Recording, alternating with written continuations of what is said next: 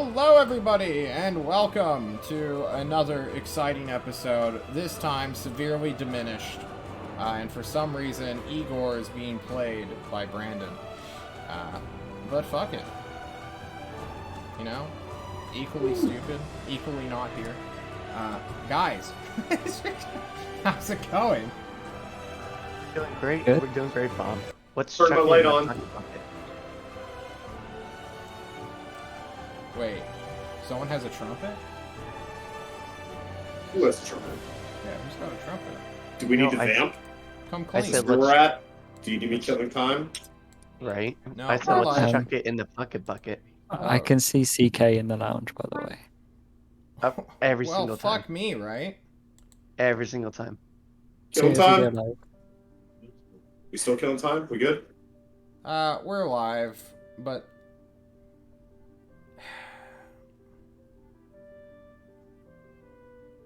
Okay. Who do I need to kick? I think it's the bot. No, I don't want to kick the bot. Alright, hang on, guys.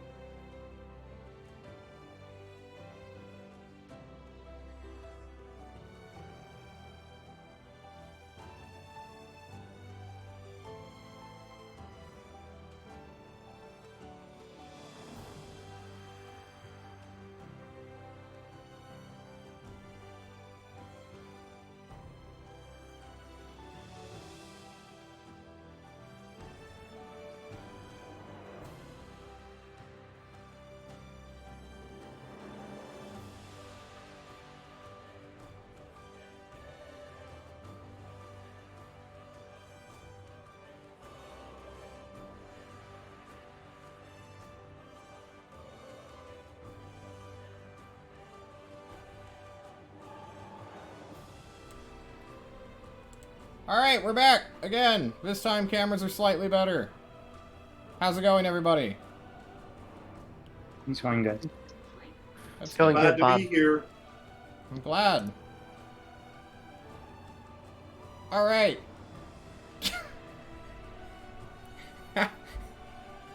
Let's just go on a fucking game. Who wants to do the recap? Got it. Oh, that was a lovely amiibo set. I'm just gonna misidentify your fucked up pops now. So who wants to do it? We're already on this shit show. Come on, guys. I had it typed up and I lost the tab. That it was- Oh my I was gonna say, god. I was gonna say Chad's gonna do it because he wrote it up really well. So like, party was escorted by a giant tree person to this underground lair. This thing we were trying to kill. It was huge. It was gross.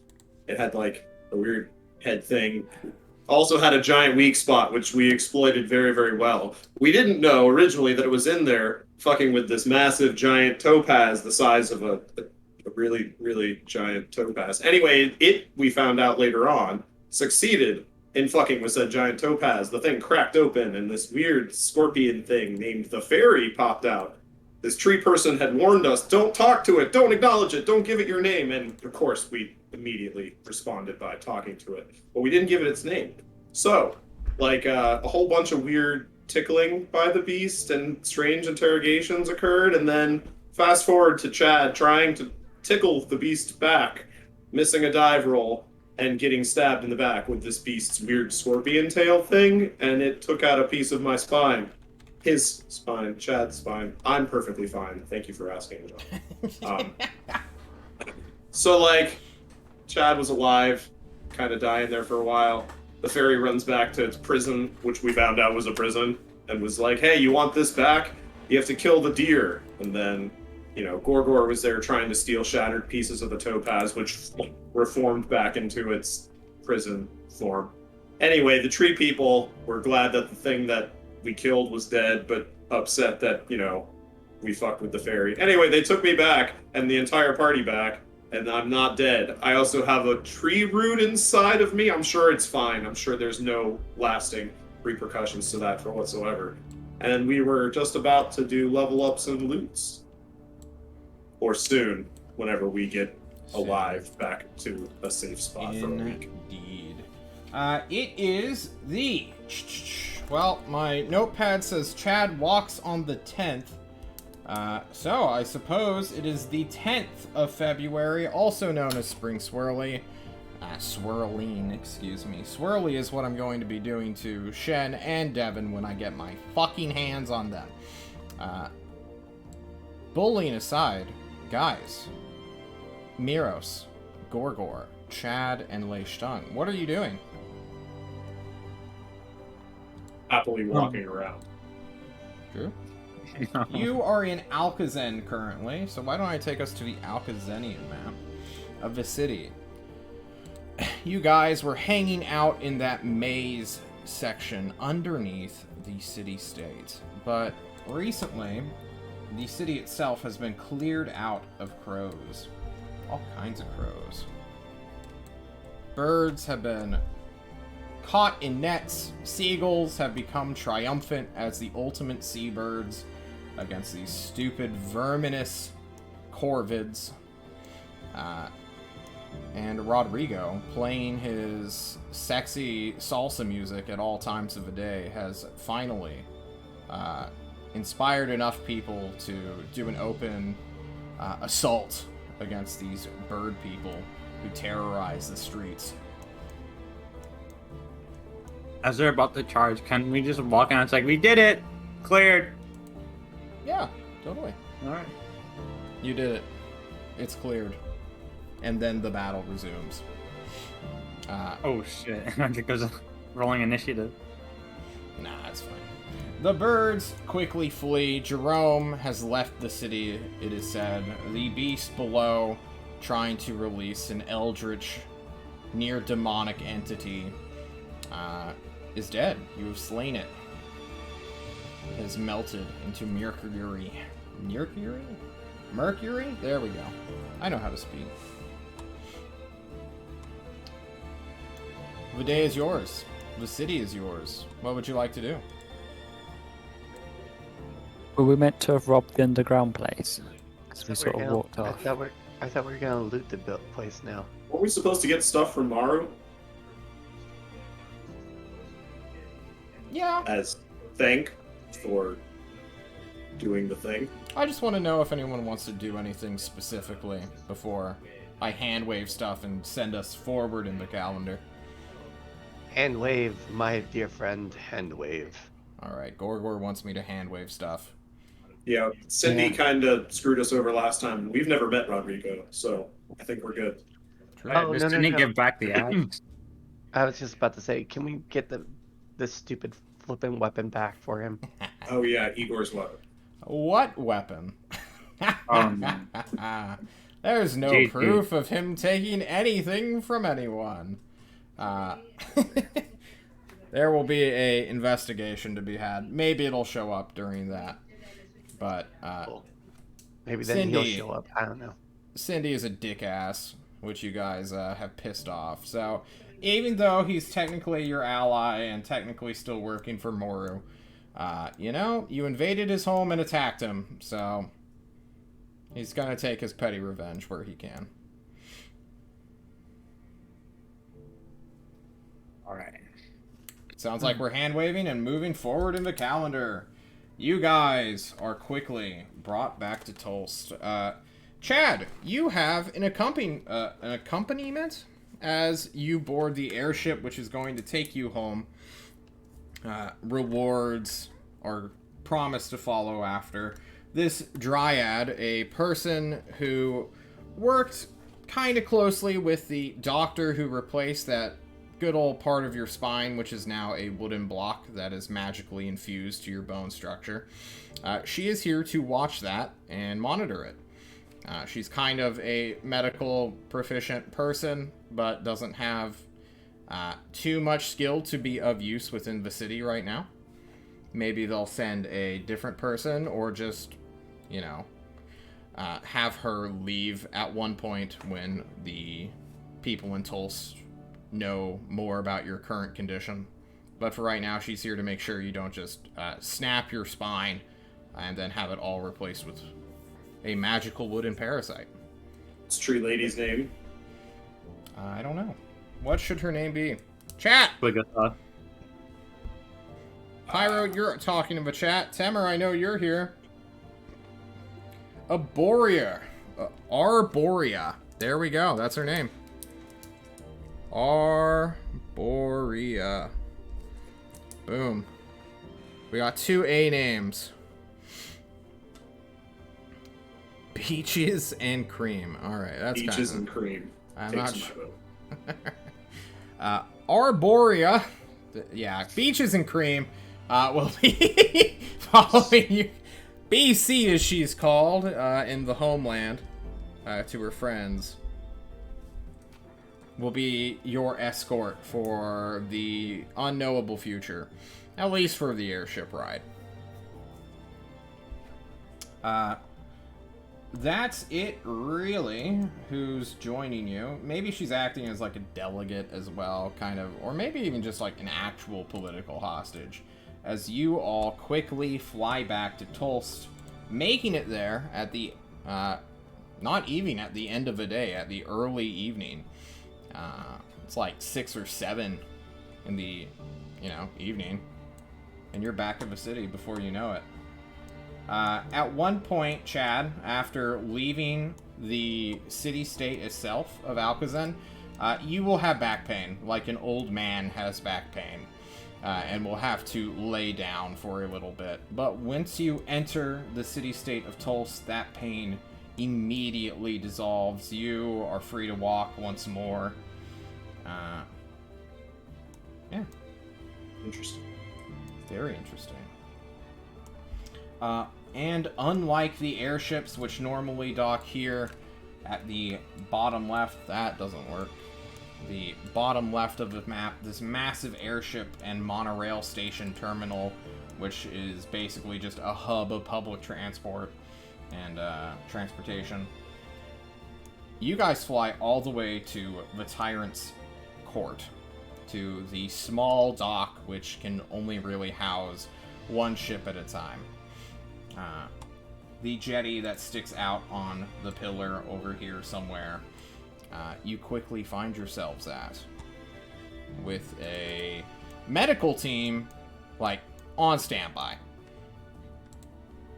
Chad, as you walk triumphantly, like a hero,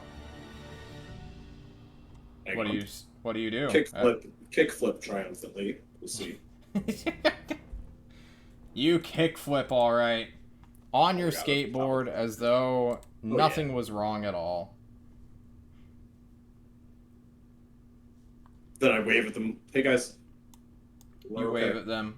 Many of them are confused. They imagined that you'd be, like, rushed, hospital style, on a gurney, down to an actual medical facility, since Tulsa is a modern town.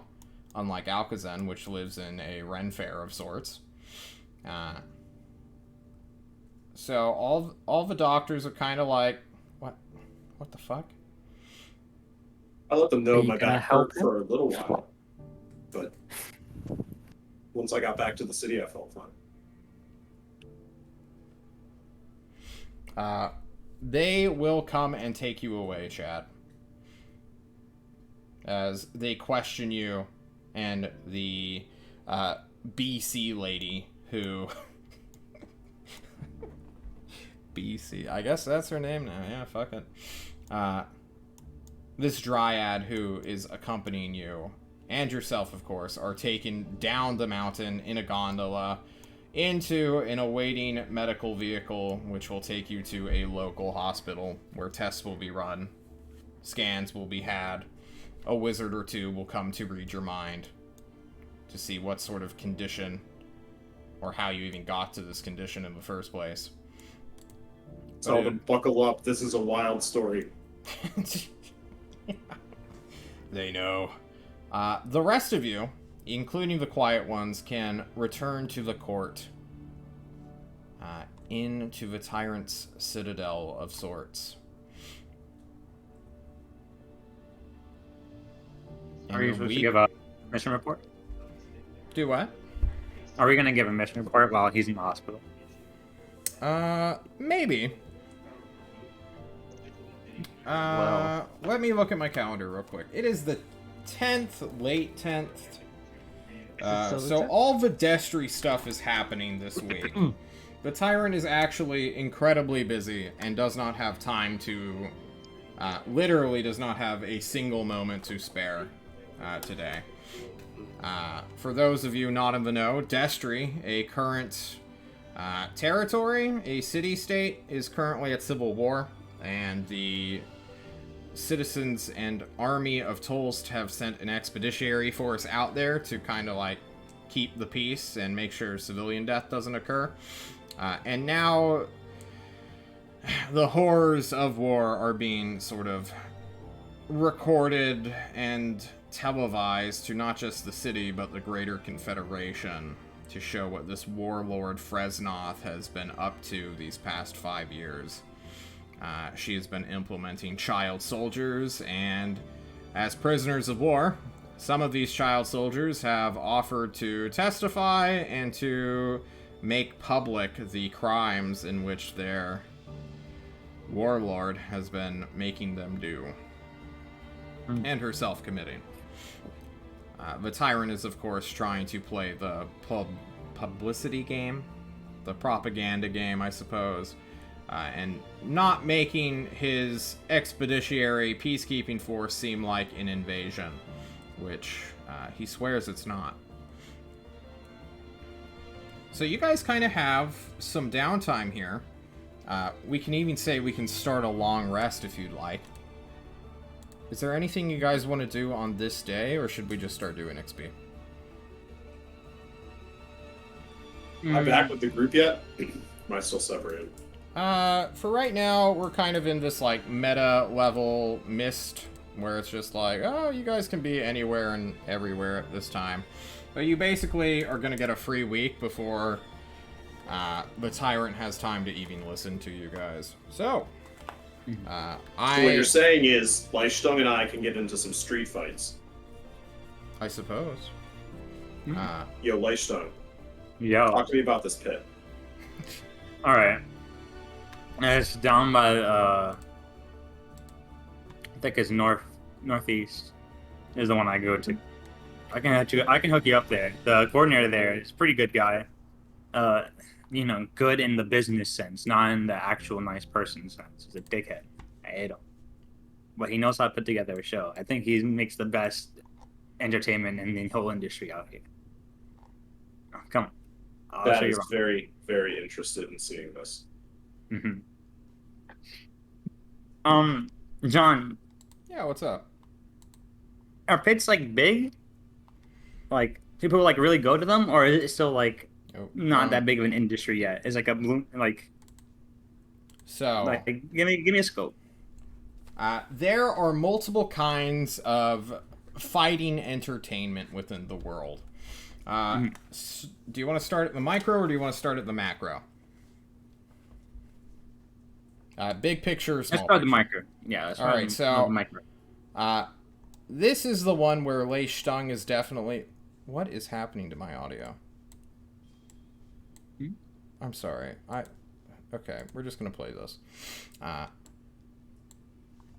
So on the micro level, these fighting pits are more or less training grounds for in an entertainment sense, this is like where the scum of the earth come to release their anger, frustration, and violence within a world filled with magic. It's often,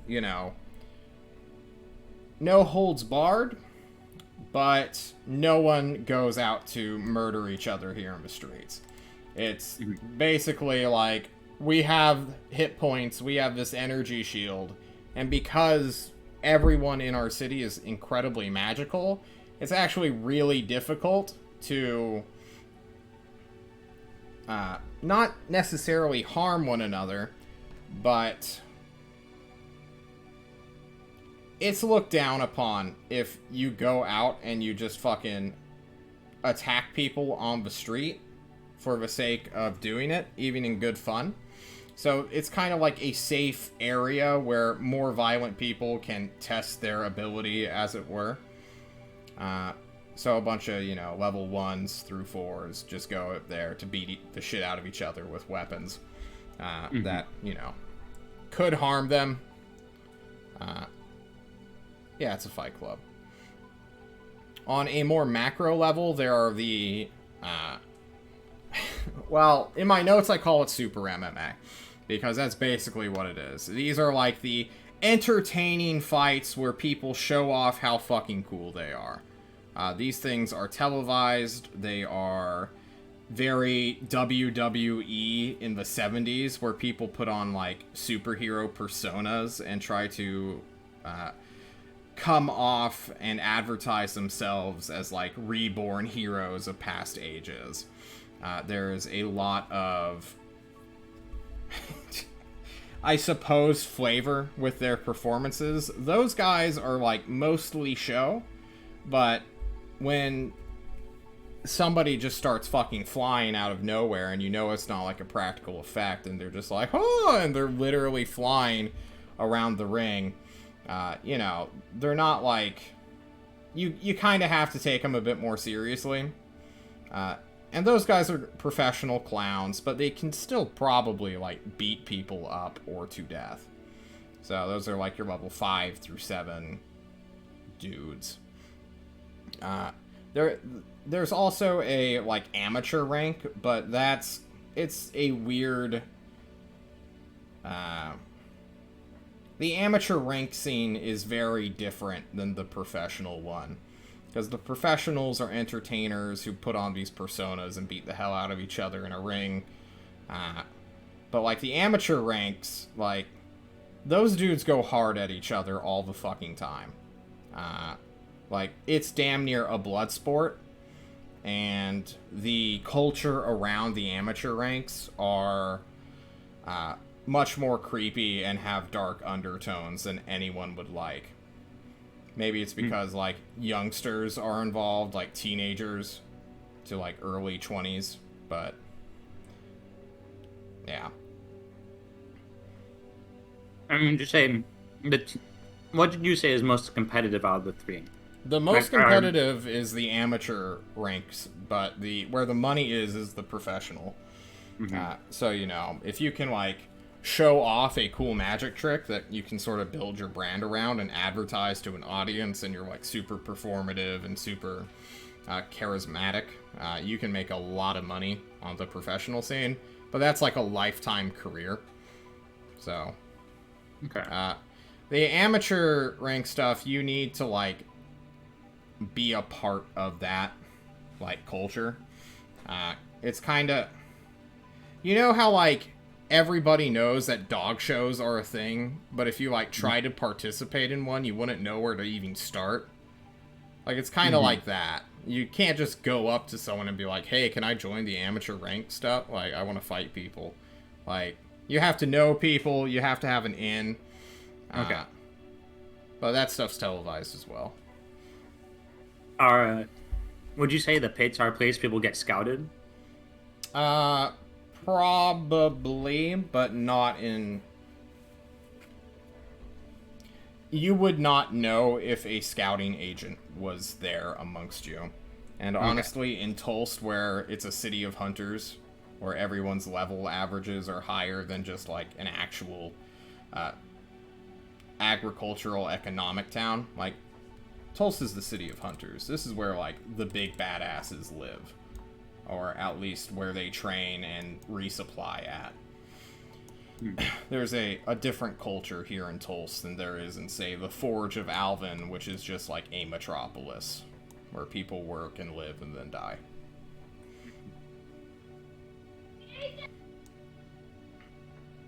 Any other questions about Super MMA?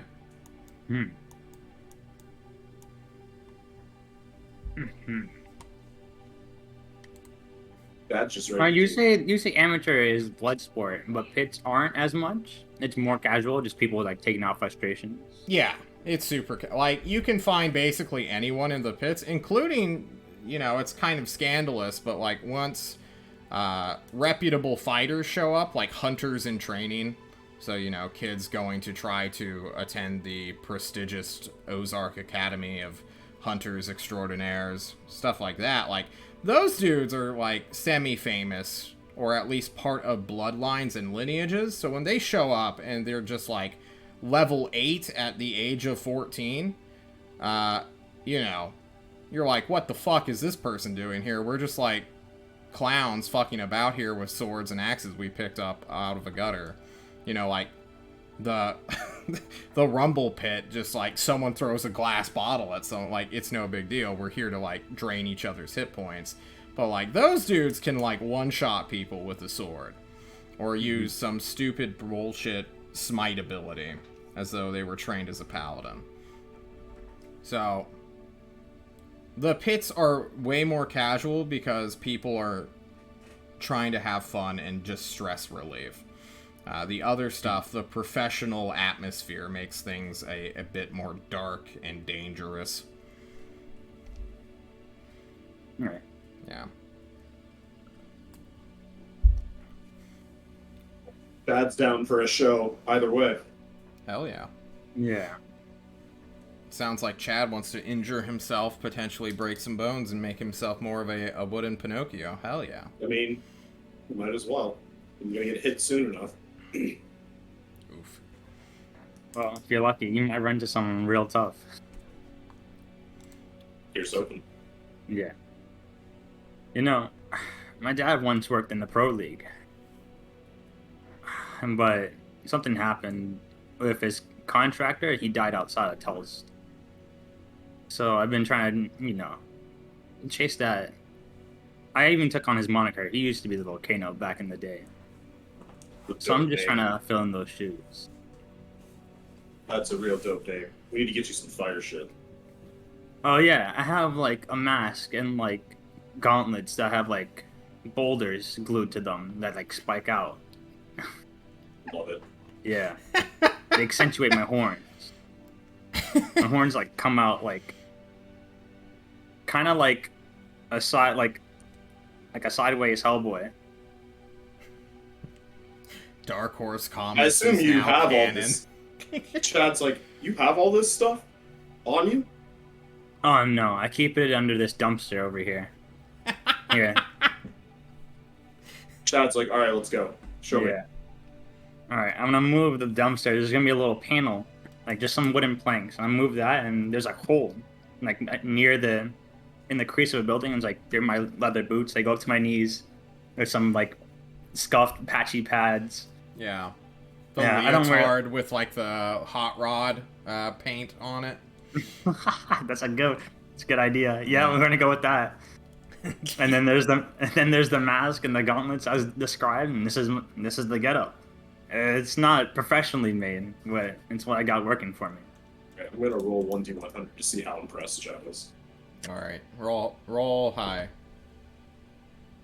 And you're super impressed. Roll Did low. I? Did it go? No, I don't see it. Slash next. Yeah. Hell yeah, man. That's fucking dope as shit. So, Chad and Lei Stung, you want to spend your long rest rumbling, tumbling, beating each other up to get some experience? Or to re-quantify the experience I haven't yet named for your characters? Chad just needs to get out his aggression and hopefully not lose more of his spine as a result. Perfect. Miros. Gorgor.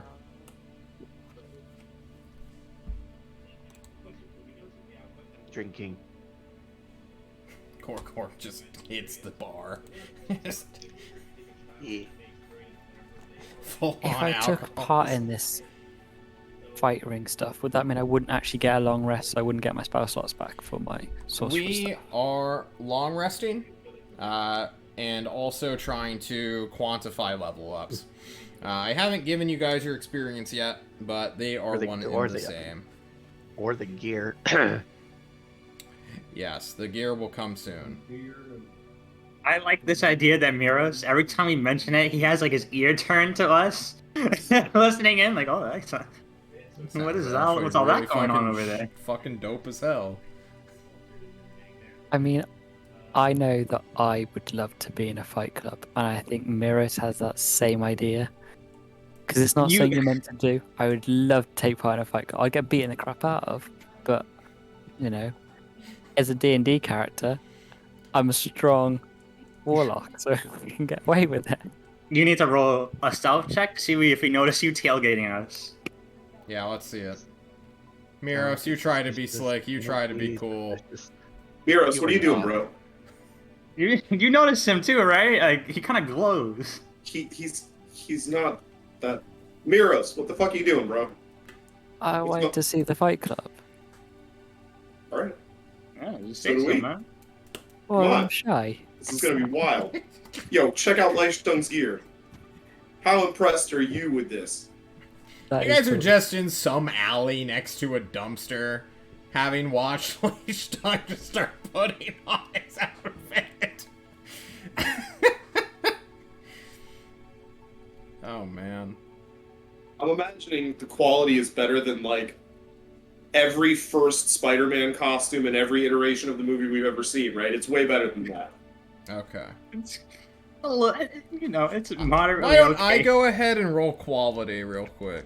Ooh, come on, roll high, John. I should. Yeah. Is there a like artisan check I can make? Oh, yeah, totally. Give us a... Are you proficient in sewing? Yeah, you're doing like sewing, you're putting scraps together, you're digging through garbage to like. I have find a cool shit. disguise kit. Oh, yeah, let's do a disguise kit proficiency. Probably based off intelligence or wisdom? Due to the fact that you have to, like, do a bunch of fucking bullshit to put stuff together. I don't know if you guys have ever, like, tried cosplaying before, but I've seen it be some people go, performance? like, fucking crazy. Wouldn't it be Performance is like performance? acting with the stuff you have. It's not so much a... Well, I was just saying, like, it's part of the performance, so maybe that could fall under that, is what I was saying. I want to know about the materials that Leishtung has put together over the years It's to like craft this. rags and rocks. Okay. Well, shit. So it's nothing. It's nothing innovative. Yeah. So it would in my opinion, it'd be a sleight of hand because I'd have to like sew it together and like make sure it's my size and stuff. Maybe that's an intelligence check. I don't know how else you would. I mean, you gotta do, like, measure that. measurements. You gotta, like, sew it up. It's a pretty calculating thing to, like, make an outfit. Once you have, Right. like, your pattern done, but if you're, like, freehanding it... Like, I've tried to freehand sewing stuff before. It's, maybe I just haven't practiced enough. But let's see a roll. A proficient, so you get +2 to this. Minus or plus whatever intelligence you have. So wait, what's the? I just roll a d20. Yeah, just roll a d20. Okay. But just fucking roll a d20. Let's see what you got. Fuck it. We're freestyling this. Not Alright, bad. It's not bad. terrible. You know. That is not bad. I have a negative What do you 1 pull? intelligence. You went What to do you like pull off? you went to like a local Hobby Lobby or something equivalent to that at one point. Just took a bunch of shit. Had someone's grandma help you. It's a good thing I'm built big because it fits me Yeah. tight. You had So, pictures of your dad to like use as reference for your clothing as well.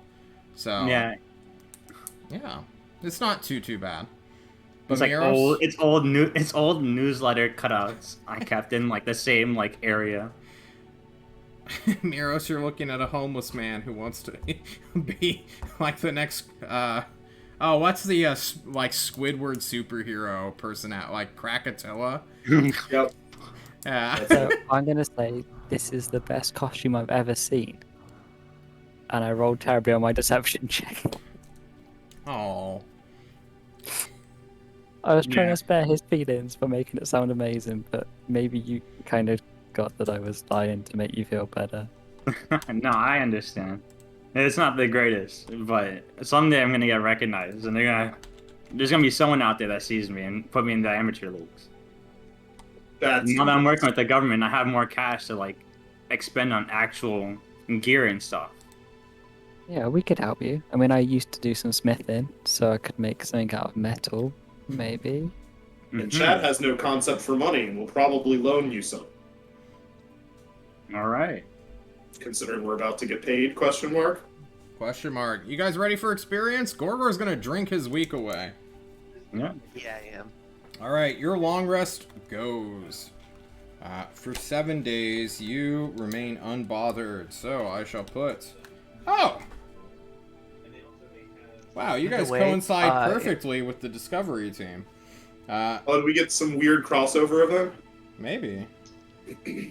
Odd note though, real quick, Miros. My bar tab's under your name, so there you go. Buddy. Thanks for that. My name's Miros Vanderin. I work for the Tyrant. I used to just start fucking drinking like a mad You lad. go into a bar, wait a minute. Weren't you a fish guy last week? Alrighty. Everyone may take home. God, this is a lot of experience. 4,177. 4177. 4177. Level Please add it. All right. Holy crap, that level. Level up for 5 is 6,500. Yes. Ding. They killed a Thumbs up. lot, and that is including with XP loss as well. So, from what Mori took, from what these fucking clowns took, you guys still got that much. The quest experience was probably the biggest thing, just due to the fact that you have more or less finished what the political team started, and have brought Alcazan into the fold, as it were. They have now sworn allegiance with Tulst as part of a new upcoming political faction within the Confederation. Over this week, this stuff will happen mostly behind closed doors before it becomes public as well.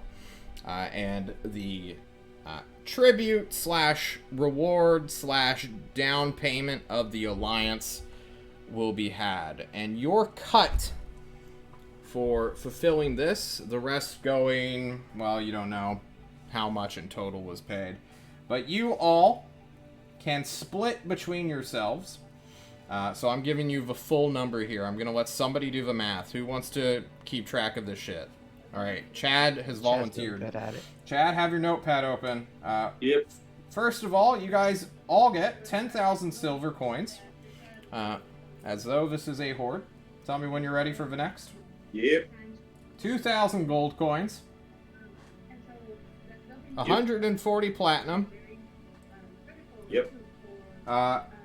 Amber fossilized creatures of olden monsters.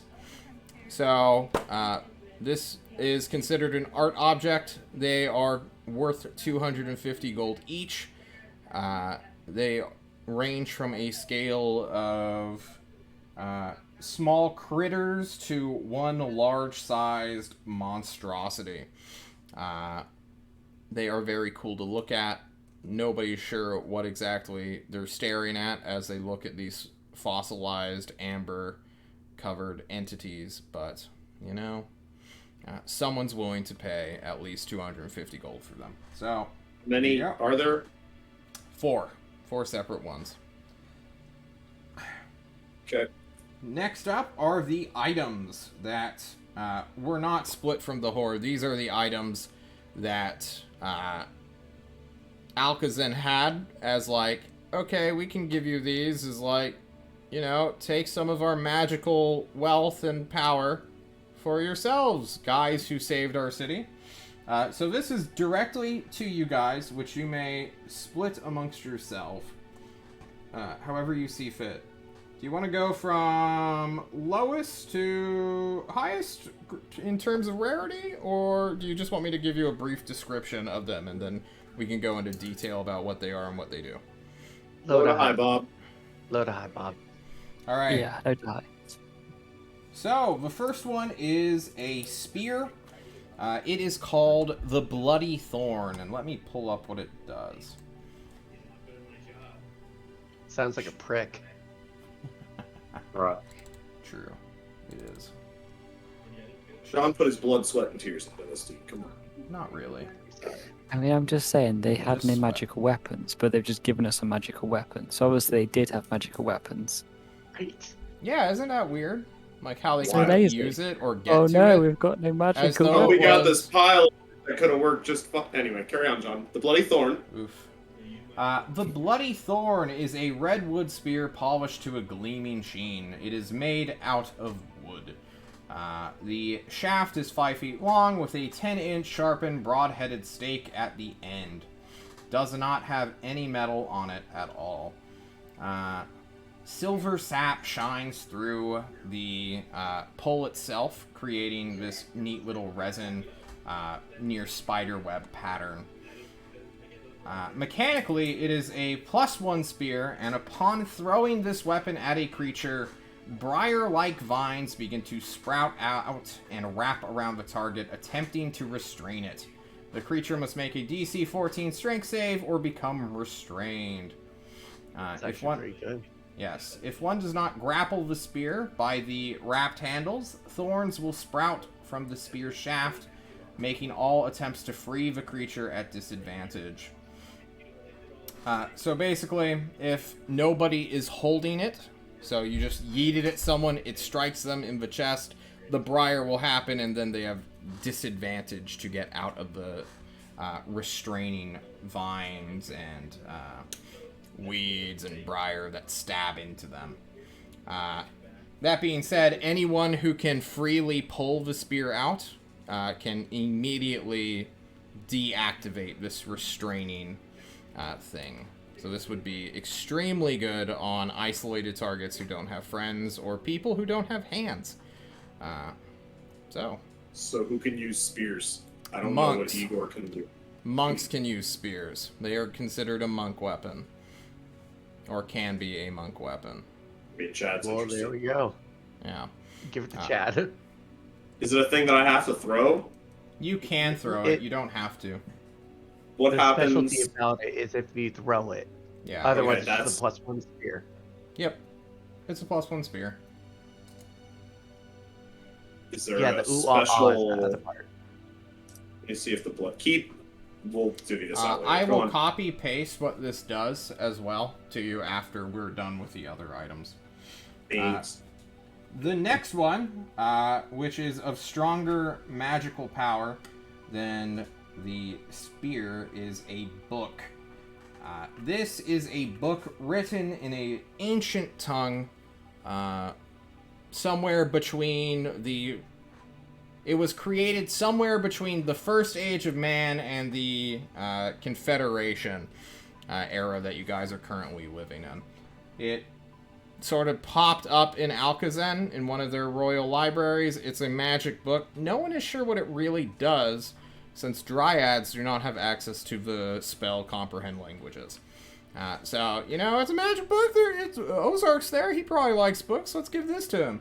Or to anyone who wants it. It is called The Steward's Guidebook to Guardian Rearing, and then not parentheses, but like, I'm forgetting the letter. Pipes. Quotations, I suppose. Steal your enemy's children and raise them as your own. Volume 1. Jesus. It's a magical book. Nobody knows what it does yet. I wonder what it does. Right? Next The up cookbook. is the Detective's Pipe of Insight. What does the Detective's Pipe of Insight do? Equal in terms of magical strength to the book. This pipe is a... This pipe has ornate etchings down this mahogany wooden pipe, which comes to a whale consuming a ship of a fisherman, where, you know, you can breathe out of its blowhole, basically. Or breathe smoke out of its blowhole. It is made of blah blah blah, mahogany. If one creature uses it for more than 5 minutes in silent thought, they will undoubtedly begin to dwell on a mystery that they are currently puzzled or stumped by. As they reflect upon the mystery, by the time they finish smoking whatever is in their pipe, you can literally put whatever the fuck you want in this. Not just tobacco. They will often then have an epiphany of some sort. Mechanically, the creature rolls for advantage on investigation, history, or insight checks that require more than 5 minutes to complete. After this item is used in this way, the magical effect will recharge after 1d6 plus 1 days, which will only become apparent once it has recharged. So you guys don't know when I rolled that in secret. Okay. Yeah. Is anyone good at investigation? Because I'm dog shit at it. Well, now you can have a sick pipe to make you kind of okay at it. And the final item is a very rare, very powerful ring. This one was brought out as like, yo, this is kind of like we're offering to engage ourselves to Tulsa the city. Which the tyrant accepted, but he doesn't like rings, so he threw it back to you guys. It's called, and this is straight from the DMG, so anyone can look this up whenever they want, the Ring of Shooting Stars. Ooh. Yes. It is a ring made of gleaming platinum with 5 gemstones, the main one being a glossy, purplish stone that resembles the night sky. It's dope. Check it out. It has a lot on it, and I mean, I can read it off to you if you guys really want. Oh. What's it called? God wants this bad. The Ring of Shooting Stars. Now, Gorgor, you son of a bitch, after stream ended last time, you said, "Hey, John, can you roll some spellcaster shit?" Yeah. You did. I did. I really did. Damn. Have you looked at what this does? You I want have, this. yes. Oh my god, you get fairy fire, ball lightning. You get dancing lights for free if you didn't already have it. I will read off what it does so that the stream can see it rather than look it up in haste as Oh my well. god, there's so much more text. Oh my god. Yes, it is rather long. Alright, the Ring of Shooting Stars, it is a very ring, requires attunement outdoors at night. We usually go by full moons here. Luckily, full moon is every night. While wearing this ring in dim light or darkness, you can cast dancing lights and light from the ring at will, meaning you can cast it whenever you want. Isn't that dope? You no longer need it as a cantrip, so if you can switch out your cantrips through some meaningful way, pretty good for you. The ring has 6 charges for the following other properties. The ring regains 1d6 expended charges daily at dawn. The first one is Fairy Fire. You can expend 1 charge as an action to cast Fairy Fire from the ring. Fairy Fire, for those of you guys who don't know, is an AoE, dex saving throw, and against creatures that, you know, you get advantage to hit them. It's a pretty decent spell. Next up is Ball Lightning. You can expend 2 charges as an action to create 1, 2, 4, 3-foot diameter spheres of lightning. The more spheres you create, the less powerful each sphere is individually. Each sphere appears in an unoccupied space, which you can see within 120 feet of you. The sphere lasts as long as you can concentrate, as if concentrating on a spell, up to 1 minute. Each sphere sheds dim light in a 30-foot radius. As a bonus action, you can move each sphere up to 30 feet, but no farther than 120 feet away from you. When a creature other than you comes within 5 feet of a sphere, the sphere discharges lightning at that creature and disappears. The creature must make a DC 15 dexterity saving throw. On a failed save, the creature takes lightning damage based on the number of spheres you created. So, 4 spheres is 2d4, 3 is 2d6, 2 is 5d4, and then 1 is 4d12. Finally, shooting stars. You can spend 1, 2, 3 charges as an action. For every charge you expend, you launch a glowing mote of light from the ring at a point you can see within 60 feet of you. Each creature within a 15-foot cube originating from that point is showered in sparks and must make a DC 15 dexterity saving throw, taking 5d4 fire damage on a failed save and half as much on a successful one. Woo! Fuck. This ring is nutty. Yes, you can become a spellcaster with this ring. If you are already a spellcaster, you get even more shit to use. Isn't that dope? Pretty good shit, right? Those are the items. They are all kind of powerful. And the reason why they couldn't get the spear out and use it is because this shit was locked in that fucking viney briar vault outside their maze. They couldn't access it. Otherwise, they fucking would have. Yeah. And even if, like, oh man, now we have the one weapon to use again. Like, everyone just fucking run at this guy, and if you die, someone has to pick up that spear and just keep stabbing at him. Pretty sad if they had got their hands on it. Because that's exactly what they would have done to try to save their city.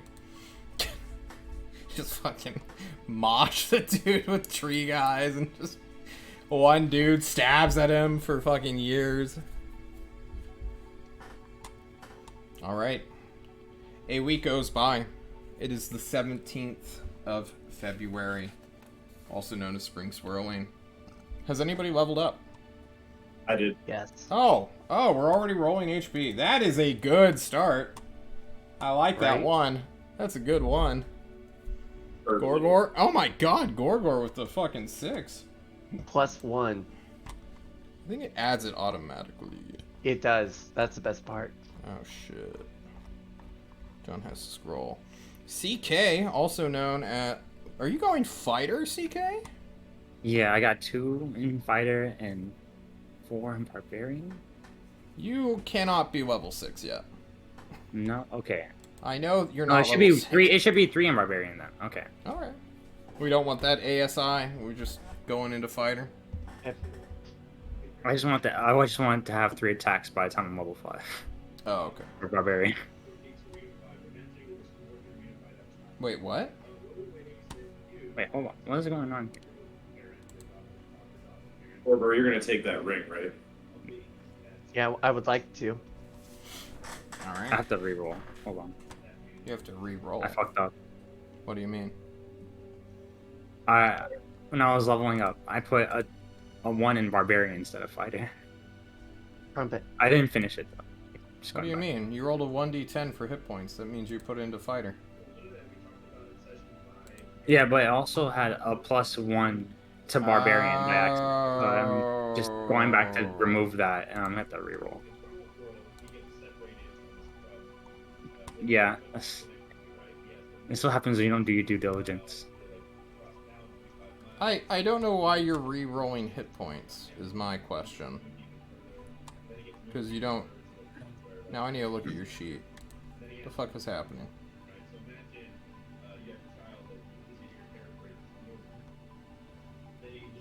Alright, I got access.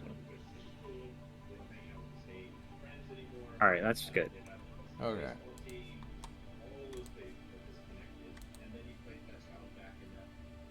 So you're at 36 hit points now? Yes.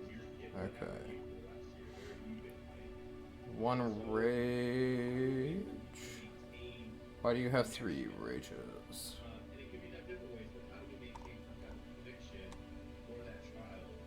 The fuck? Alright, we'll deal with this later. I don't care enough to deal with it now. Alright. John, do you want to know what monk bullshit I got? I know what monk bullshit you got. It's... Go ahead. You have Stunning Strike now. I do. This is all I do you'll believe. ever do now as your character. You know that, right? Yeah, where is it? Open hand? It's part of key or something. It should be at the bottom of your features. And I keep using my other thing. Miros, did you level up? In the process at the moment. All right. I've Dope. gone for another level of Warlock. I see. So you're 4 Warlock, Alrighty. 1 Sorcerer? Yes. I see. But Good. the good news is I do get 2 Eldritch Blasts, which is the main thing. What? Because Yes, character you do. level not. Mm-hmm. That is how it works. Spells, or cantrips specifically, don't care about how many levels in your class you are. Gorgor, did you level up? Oh yeah, you Yes. rolled HP. Yeah, you're just going full sorcerer? What spells did you pick up? I got Fireball and Counterspell. Hell yeah. Did you switch any out? Yeah, I got rid of Ice Dagger. Oh, rip. Rest Yeah. in peace. Well, I think, yeah, because I got to prep for level 6 to where I get advantage. You just get advantage. With the elemental type connected to me. Oh, your fire stuff? Yeah. Yeah. So You I'm are a prepping for awesomeness. draconic sorcerer, are you not? I am. Very good. When do you get Meteor? Yeah, when do you get Meteor? I think that's like, are you talking about Melf's Minute Meteor? No, I'm talking about Sephiroth's Meteor.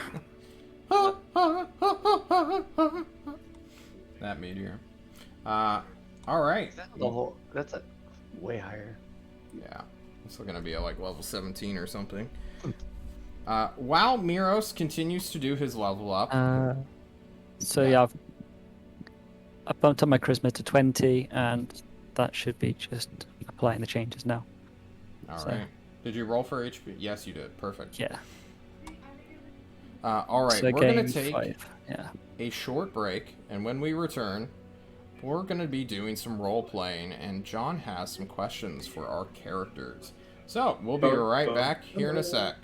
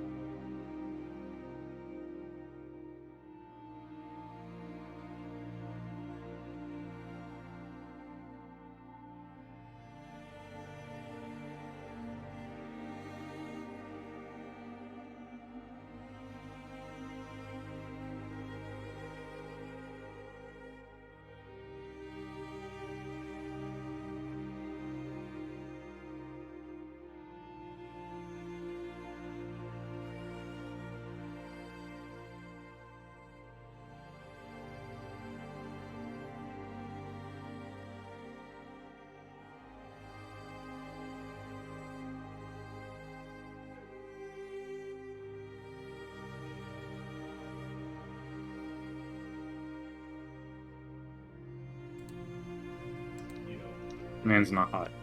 Alright, we're back. Guys, hello, welcome back. We are here. Hello. Hello?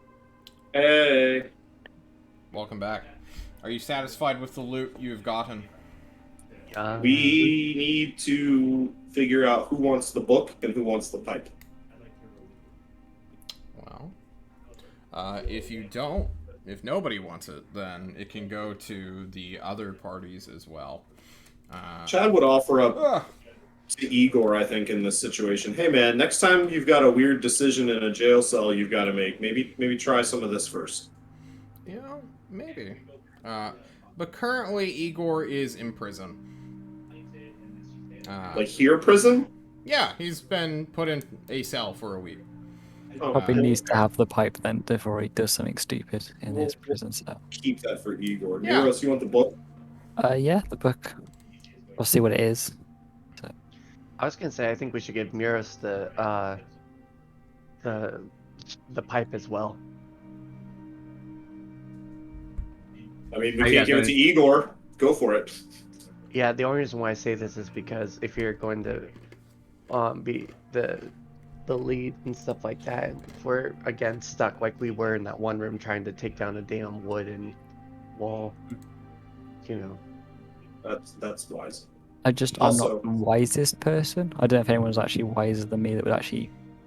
If only Be the you had a better. cleric currently here, or something like that, you know? And also, I can guide people with guidance. So technically, being the leader role, I can help them with their decision making. If it's not me, so delegation is the thing. So I have a negative 2. actually, we've got Zoria, who's kind of a cleric, who has wisdom. I'm guessing. Yes. So we give also, her to the note, pipe. The Discovery team is here as well. So, in theory, over the Discord, you can probe them to see if they can trade anything or if they want any of these items. Nobody knows what the book does yet, and I don't think any of you have comprehend languages. Again, it's a cookbook. Kind of. The note I had was something steal your children. So, all yours, Miros. And use them against them. I mean, I would like to find out what it is because that sounds cool. It does, doesn't it? So, we can take a Are you look guys at fighting that. over the ring? I'll let Gorgo have the ring. If you would like it. But if that's okay. I mean, it's the sort of stuff I'm not as interested in magic casty wise, so it'd probably fit your character better than mine. I absolutely love. I just love this thing so much. God damn it. He's gonna use this all the fucking time. Welcome to the land of AoE. Keep track of your charges so I don't have to. If you Oh. it becomes too much I of a already put in thing. my core. Okay. Yeah, I already put in I've- my core as a total, Perfect. and then I I've- created this thing below, Nice. so that way I can push it through. What's up, Miros? Hit us up. I took shatter so that you're not the only AoE damage anymore, just so we got a little bit Oh, damn. backup. Oh shit. So I'm now the backup healer and backup AoE damage. I like it. Poor Miros. He's just trying to like patch all the holes he can clearly see. Like, oh, what's our biggest weakness? We don't have any AoE damage. All right. You four. Zoria currently under recalibration, apparently. Or that's what some dude has been saying. Or maybe that's what Ozark Simulacrum is giving an excuse for why she's not here either. You four are summoned to that same chamber, I guess is the ultimate word for this. This weird judge room where there are a bunch of tables spread out with self-replenishing fruit, a map of the world, the three desks that are rather big and huge with these thick chairs meant for many people to, have a look and talk with you guys. One of the chairs is absent. The Ulathaean king, also known as Arvo the Cripple or Arvo the Iron-Blooded, has a bad case of end-of-winter allergies. He hasn't acclimated yet to this southern land for him. And since he's like 500 years old, he can't really risk any sort of health condition because he may just keel over. So currently he's absent somewhere in the court, but nobody knows what he's doing. But instead, there's Ozark. There is a dude who's wearing a leopard print suit, tiger stripe tie, looks pretty gaudy and just gross looking, really. Like, what the fuck? Who gave this guy this clothing? This looks like it's just stupid looking. None of you recognize him at all, of course. He's just a fresh face, somebody pulled from the streets, it looks like. Of course, there is Tristan and Celeste, the raiding team sub-chiefs, but not really anymore, now that you guys have kind of proven yourselves to be semi-autonomous. You know, they were there to hold your hand in the beginning. Well, Tristan sure as shit wasn't, but, you know, his name is on your portfolio, even though he has literally done nothing for anybody. Celeste is there, you know, the big blue girl with her incredibly long blonde hair, which is tied up into a big nest above her head. Wings on her hips at the back of her splint mail. She's rocking a shotgun with a bayonet, looking at Miros with a suspicious gaze, I suppose. And the last to enter as well is ya boy, the man who just got fresh out of bitching the Discovery team for making his job a lot harder in propagandizing the Destry situation. But as he comes into the room, looks at you all, his bodyguard, who is filled with murderous hatred, constantly readying actions to attack anyone who shows up. He speaks, calm, with a sigh, glad to have put the Destry situation behind him. He now has delegated that propaganda task to other people now. He sits in his chair, wipes the sweat from his brow, if he was even sweating in the first place, and then looks to Chad. Chad, are you okay? Fine, okay, boss. I heard that and he quickly gazes to an Ozark simulacrum, who is basically just T-posing as though his programming's just been fucked with recently. Or I guess he's just T-posing to show dominance over the air. He looks at the simulacrum, quickly darts back to you guys. A fairy? Like a pixie or the storybook? The fairy was the name that we were given. The, like, capital T and the? Capital Like F capital, and fairy? Capital T, capital F told us if we want my spine back, we have to kill capital T, the capital D, deer. Although we didn't really get to ask about capitalization, so I'm taking some liberties, sir. Well, if it sounds like there's a capital letter in it, you might as well just assume it. Do you know anything about the deer? I have actual Ozark looking into it. He points to the simulacrum. He's going to be jumping in sometime during this conversation. I don't know what... I've never seen this before, to be honest. I didn't even know he had simulacrums until like 2 years ago. The Dryad let me know that the fairy might be able to just... Ah, yes. BC, our new guest within my court. She gave us... It's your little tree girlfriend. Yeah. No, I heard you're the one who wants a tree girlfriend, Leishtung. Moru has asked unrelated. you never return. Yeah. Seems a little hard. Your mic can't pick up the fucking trumpet. It got played. Got him by Maru. I'm sorry. I didn't hear that, Leishtung. We live and learn, I guess. Yeah, Doesn't mean something. Alcazar missions I'm banned from. I wouldn't say banned, but she has requested you not go near her. That you're already enchanted, and the only way to break it is through distance and time.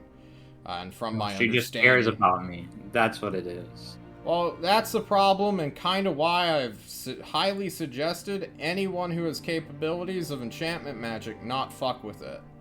Because the psychological damage you can put onto someone, and the inherent coping mechanisms to accept their delusions, can really fuck with somebody's mind. So I guess she is doing the right thing. Since she cannot control her enchantment magic, she has asked you not to return. I see. This military program has health benefits, right? I can get a therapist if I need one. Yes. All right, cool. I don't, see, I internalize everything and turn it into magic, so I don't know how emotions work. But we can definitely find someone for you to speak with if you think that will help. Just in case. I want to be prepared in case worst comes to worst and I'm fully under the spell. Yeah. Alternatively, I could force it through your body, the magic itself, but that is highly invasive and it's not dangerous, but it can dehumanize people, so I tend not to purge your magics and then let them regrow. It could also take you like a month to recover, and we don't have that kind of time. Understood. John looks at a mouse that fell from his table, but is seemingly okay. Alright, sorry. Anyway, Chad, this dryad has told us things, but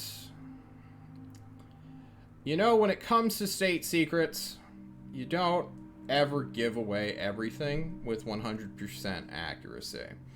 So we probably heard something similar, you and I, that this creature is in a self-contained prison at the bottom of this magical defensive work that the Alcazenians have been stewarding and acting as gardener for the past thousands of years, I guess. It was real weird. It kept wanting to tickle us. Shit. From my understanding, and he looks to the still T-posing simulacrum, we believe it to be a fae, at least of greater origin, or maybe beyond that. And fae are very cruel entities. They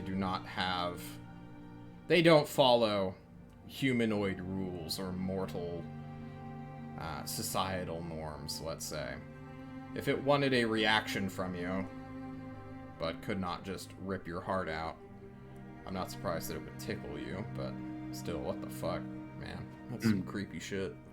I don't know, man. I got a brute in my back. I'm just here. I'm glad to be here. We also need to talk about that sometime, but maybe that should be a private conversation.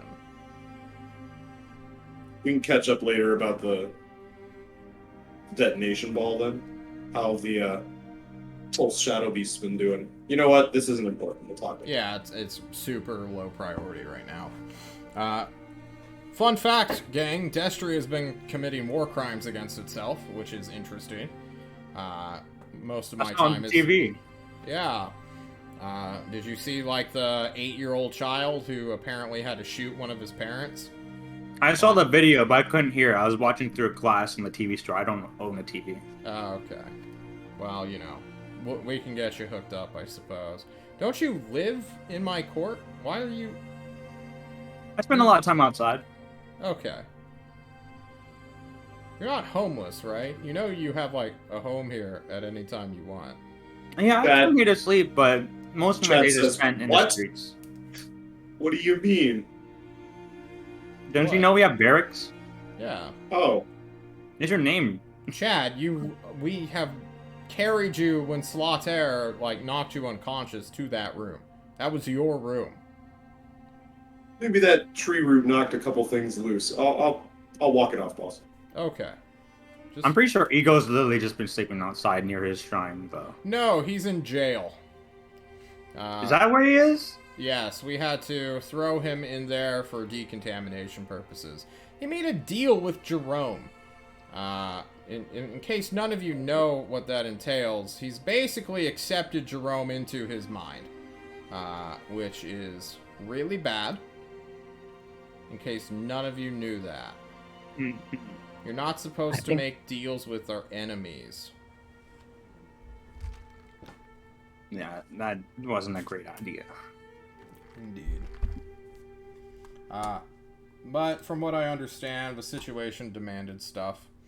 Or something. I'm not 100% on the particulars yet. I'm not gonna lie, this Alkazenian situation has actually been a very low priority of mine.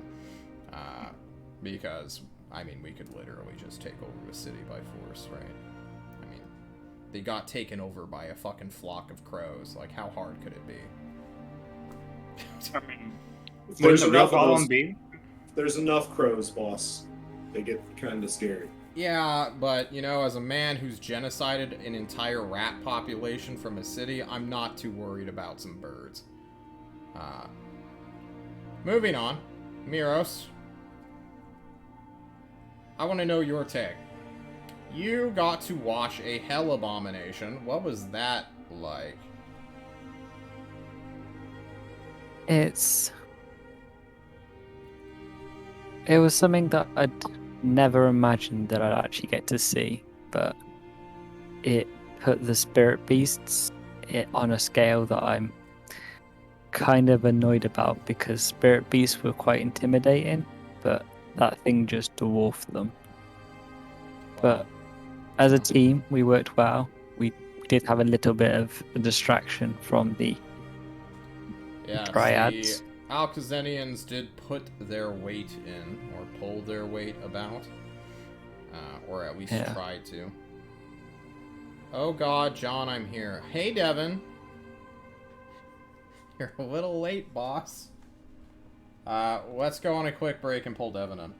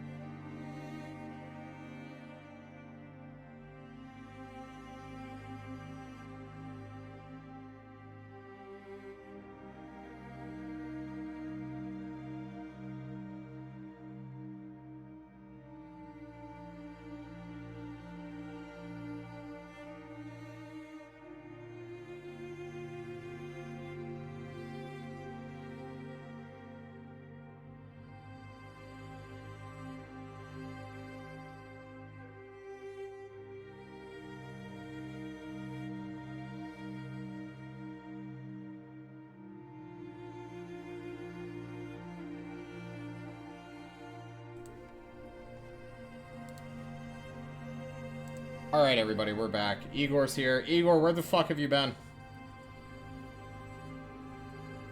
I've been... Devin? Like, in real life? Yeah, in real life, where have you been? Oh, sleeping. You fell asleep on me? Yeah. Well, okay, so here's what happened. I went to work, like, super early this morning, right? And then I've been staying up because, like I said, I was supposed to go to work again tonight. And then they told me, hey, you don't have to come back into work tonight. So I was like, I'm gonna take a quick nap. And then my phone fell dead while I was sleeping, so my alarm didn't go off. Devin, you have lost your perfect attendance. You are no longer in the running for the immunity idol and the choose your person who bans somebody. I have plot armor anyway, I'm fine. Well, Oh, that is a challenge. That's a direct challenge to the GM. yeah, John is very heavily. And John will remember just that. Getting the bot back in here and kicking your ass out. All right, so, Igor, please add 4,177 experience to your sheet and level up quietly as we continue the scene. If you need to get a question, then please ask it. But Wait, you know, how much? 4177. Got it. Okay, cool. Guys, Miros, you were talking about the hell monstrosity. You wanted to say something, and then, you know, Devin came back. What's up? So yeah, it was shocking in the comparison of those spirit beasts which I have dealt with before as part of things, but this was on a whole nother level. Your commander stated that you, along with 16 other people, defeated 2 murder lions of the Southlands. I haven't run into these ones myself, but they didn't have breath weapons, did they? They did. Well then, good job surviving that. Must have been a harrowing experience. Yeah. It was a deep dive into the world of exploring after living a quiet life. I see. Well then. Oh man, you rolled average. Good job.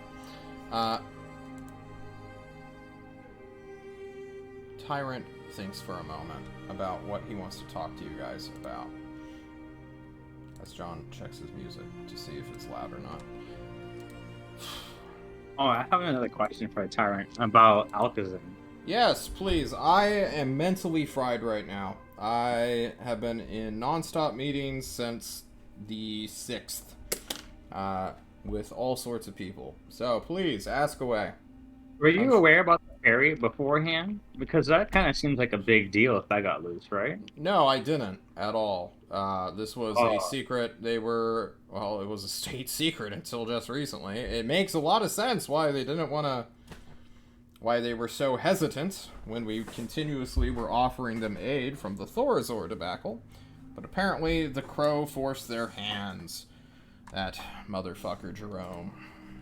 Yeah. What does a fae entail? Like, I know, like, what, elves are, like, distantly related or something? Lei Stung. I have no clue. I'm literally getting the notes as we go along here. Ozark here has been holding out on some information, though, it appears. And, as if summoned by his words, the T-posing simulacrum lowers its arms. It blinks. Its glasses reflect. This is one of the older simulacrums whose hair is braided in weird and funky ways that really... he just needs a comb run through his hair a couple times. Then he looks. Those are hippie phase. Okay. He's always in his hippie phase. His glasses sheen, then they fall down to the tip of his nose, and he looks at everybody. Ah, you have all gathered. Perfect. We have news. The deer. News, everybody. I Good stole news. the company.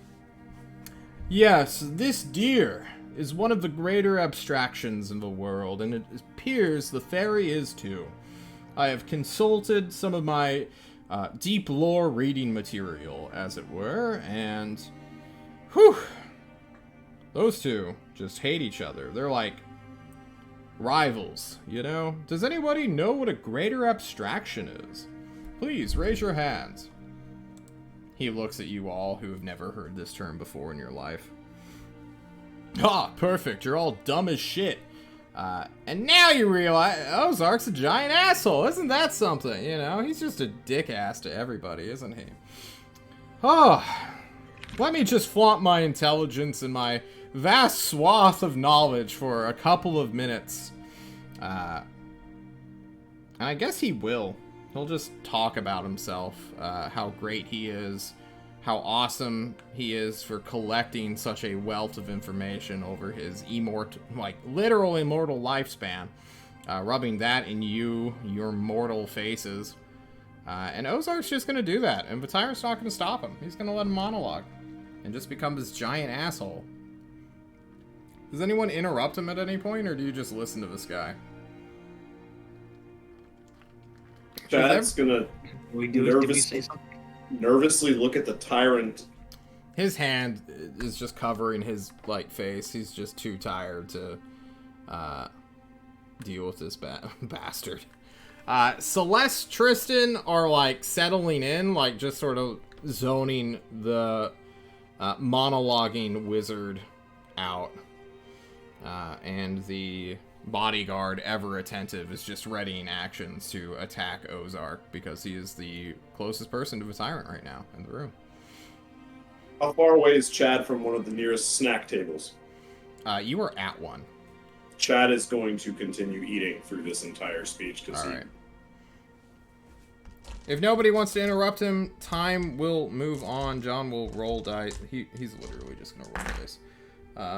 10, 1d12. 13, 18 minutes of Ozark talking about how awesome he is will go by. And after that, he will begin to lore dump upon you. Greater abstractions. I hope someone's taking notes. I hope Gibby's in the chat somewhere. Just scribbling like a goblin. Greater abstractions are entities that are part of this world.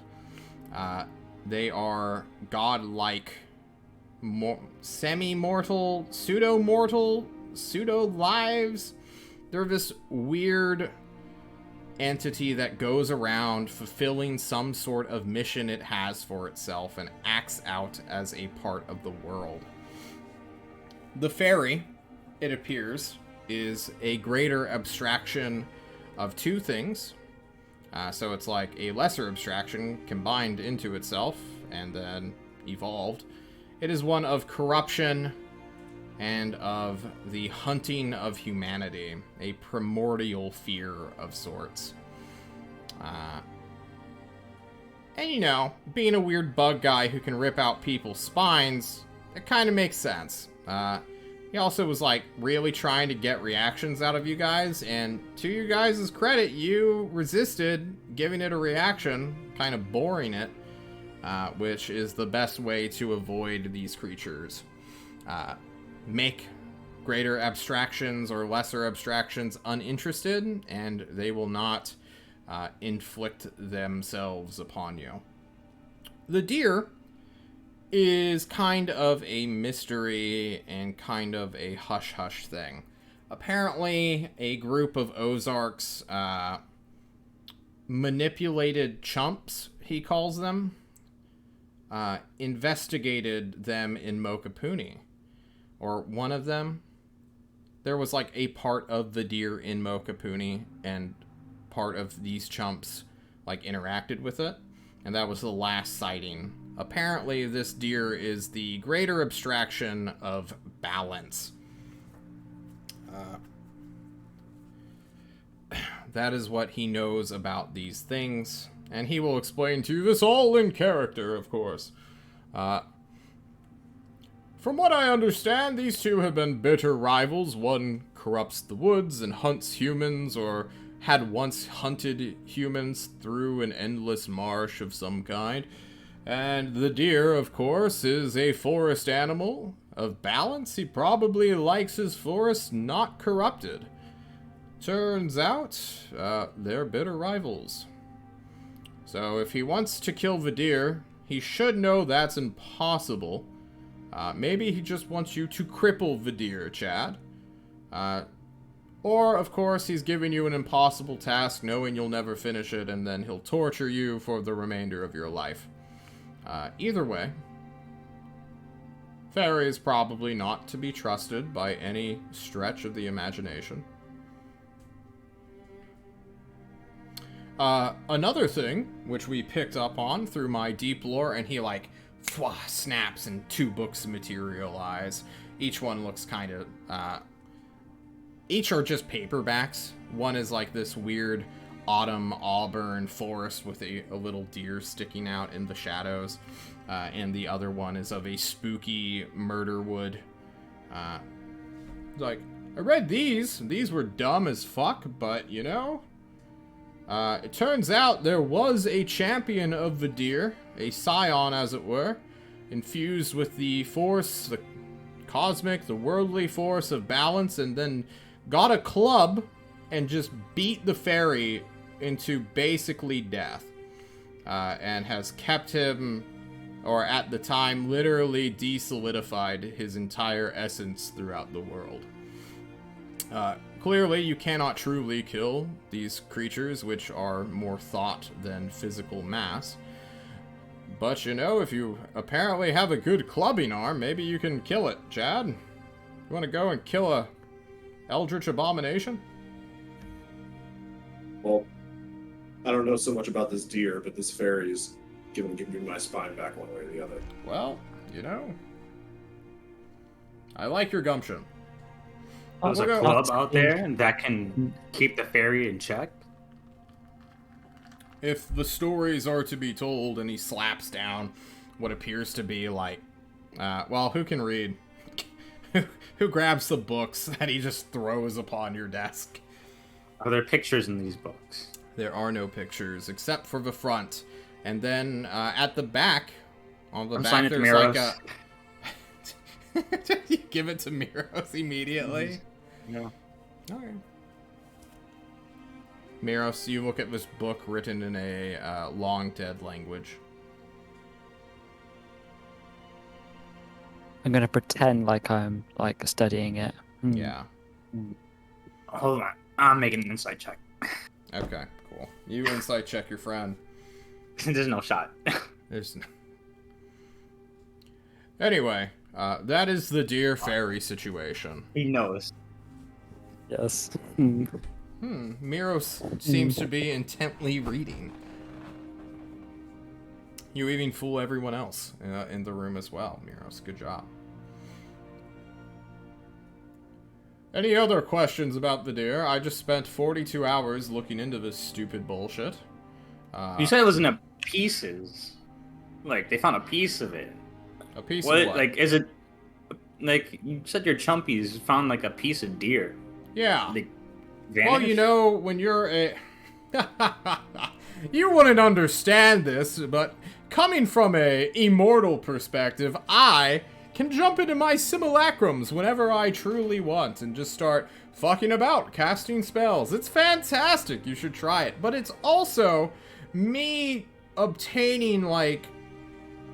Well, I'm not going to tell you how many simulacrums I have, but I'm literally in, like, over 24 places right now, at the very least, and, like, my other consciousnesses are dealing with the other dumber simulacrums, as it were. The less reactive. I can jump into any one of these at any time and assume control. I'm sure that the deer is of similar thing. Millman, thank you so much for joining us. So the deer's jumping around in bodies, too. Jumping around, teleporting about, being a... It is not a real creature. These greater abstractions are just energy manifested into shapes that they prefer. I know that this is world-shattering, but shapeshifters tend to fuck with your brain. Oh my god, 3 months in advance. Millman, what the fuck? Damn. And my son. Anyway.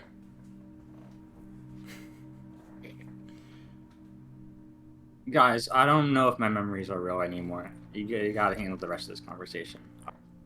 Understood. Did I see a scorpion? I know Chad's his spine is missing, but did that happen?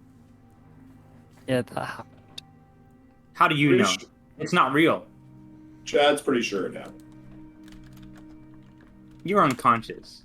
Are you look in there and tell me it's true? My back hurt real bad on the flight back. I'm pretty sure something happened. He still has the incision if you want to poke around at it. That thing will never heal. He has a massive it's actually Here, Chad, take your shirt off, Ozark says, moving around the room to come and force you to take your shirt off. Chad takes a real deep breath before realizing, oh shit, this wizard will likely kill me or bore me to death before he kills me, so... Come I'll on, just take your comply. shirt off.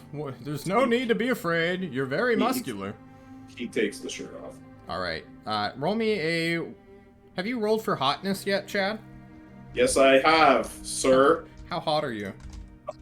I'm an 11. You're an 11? Well, guys, once he starts taking off his shirt, what's up? I was gonna try and be the nice guy and chime in. He doesn't like to be touched, so could you not? Oh, I'm not Just gonna touch him. Okay. He summons mage hands. Chad, All right. you said cool things. Chad, you're instructed to show Lei Stung your back. Where Lei Stung, with the touching of a mage hand, you will see a inch, maybe half an inch, somewhere around that incision has been made. A flab of flesh comes out with yeah, basically, a little root can be seen within his back. The muscle has been cleanly split. And Ozark says, this wound will never probably heal. He has severed your entire nerves in this general area and ripped out your spine. Normally, you would be dead. Or at least be in a death-like state, and then you'd starve yourself to death. Truly, like, this man, well, not man, this entity is a cruel one who has practiced hands. I can only imagine what it did back in the primordial days, chasing out the ape ancestors that were us humans. If you pass, unfortunately, can we bury you and grow a new one? A new Chad? Huh, we're gonna have to talk to our hostage about that. That'd be cool. Chad, you could be a little seedling guy or like an oak tree when you die. Isn't that dope? Chad thinks about this long and hard and wonders if he could one day turn into a skateboard for another youth in Tulst. Oh, shot. You He likes that reincarnate. thought. You reincarnate into a skateboard. Hell yeah, that'd be That would dope make Chad as really fuck. happy. Sentient skateboard. Anyway, Or we're would you gonna like to talk be about buried? We'll Igor. talk about that later. Would you guys like to talk about Igor? Is he Tyrant, back can I- now? Can I leave? Oh, he's out of jail? No, he's Yeah, I'm not. out of jail. We need to Oh. talk about him. We need to talk about him before we let him out of jail. Or really the decontamination chamber, which is also strangely shaped like a cell. Do you want me to do this, Ty? Ozark says, and Tyrant sighs out, and then looks to Celeste, and Celeste finally gets a chance to speak. She's been having to put up with so much bullshit. She slams her shotgun on the table, points at Miros, and then, like, does that finger thing of like, oh, I got so much to say about your dumbass, but I have to refocus. So she claps her hands to focus herself, wipes her face, takes a breath. Igor's evil, fuckers. I called it. I didn't want him on this raid team. I'm fucking right. He's in cahoots with Jerome. That bitch motherfucker. You should have listened to me. Now, next thing on the fucking table, Miros is going to turn into a bomb and kill you all. Oh! Oh! She sighs out. Thrilled, exasperated, Tristan applauds. Preach it, sister, he says. Foul mouth grenade. Devin writhes in his chair. So mad. Are we gonna put him out of his misery then? Or treat Ah, no. No. Tyrant, it's off my chest. Thank you so much. The Tyrant's like, you're very welcome. That was very delicious. Then he speaks. So, Igor's compromised. Jerome's in his head, and there is quite a bit of space there. We need to either make him smart, to take up more brain matter within his head, or we need to make him even dumber to the point where one could hardly consider him a person and thus a poor vessel for Jerome. I'm up for either of these, but there's also a political thing we have to think about.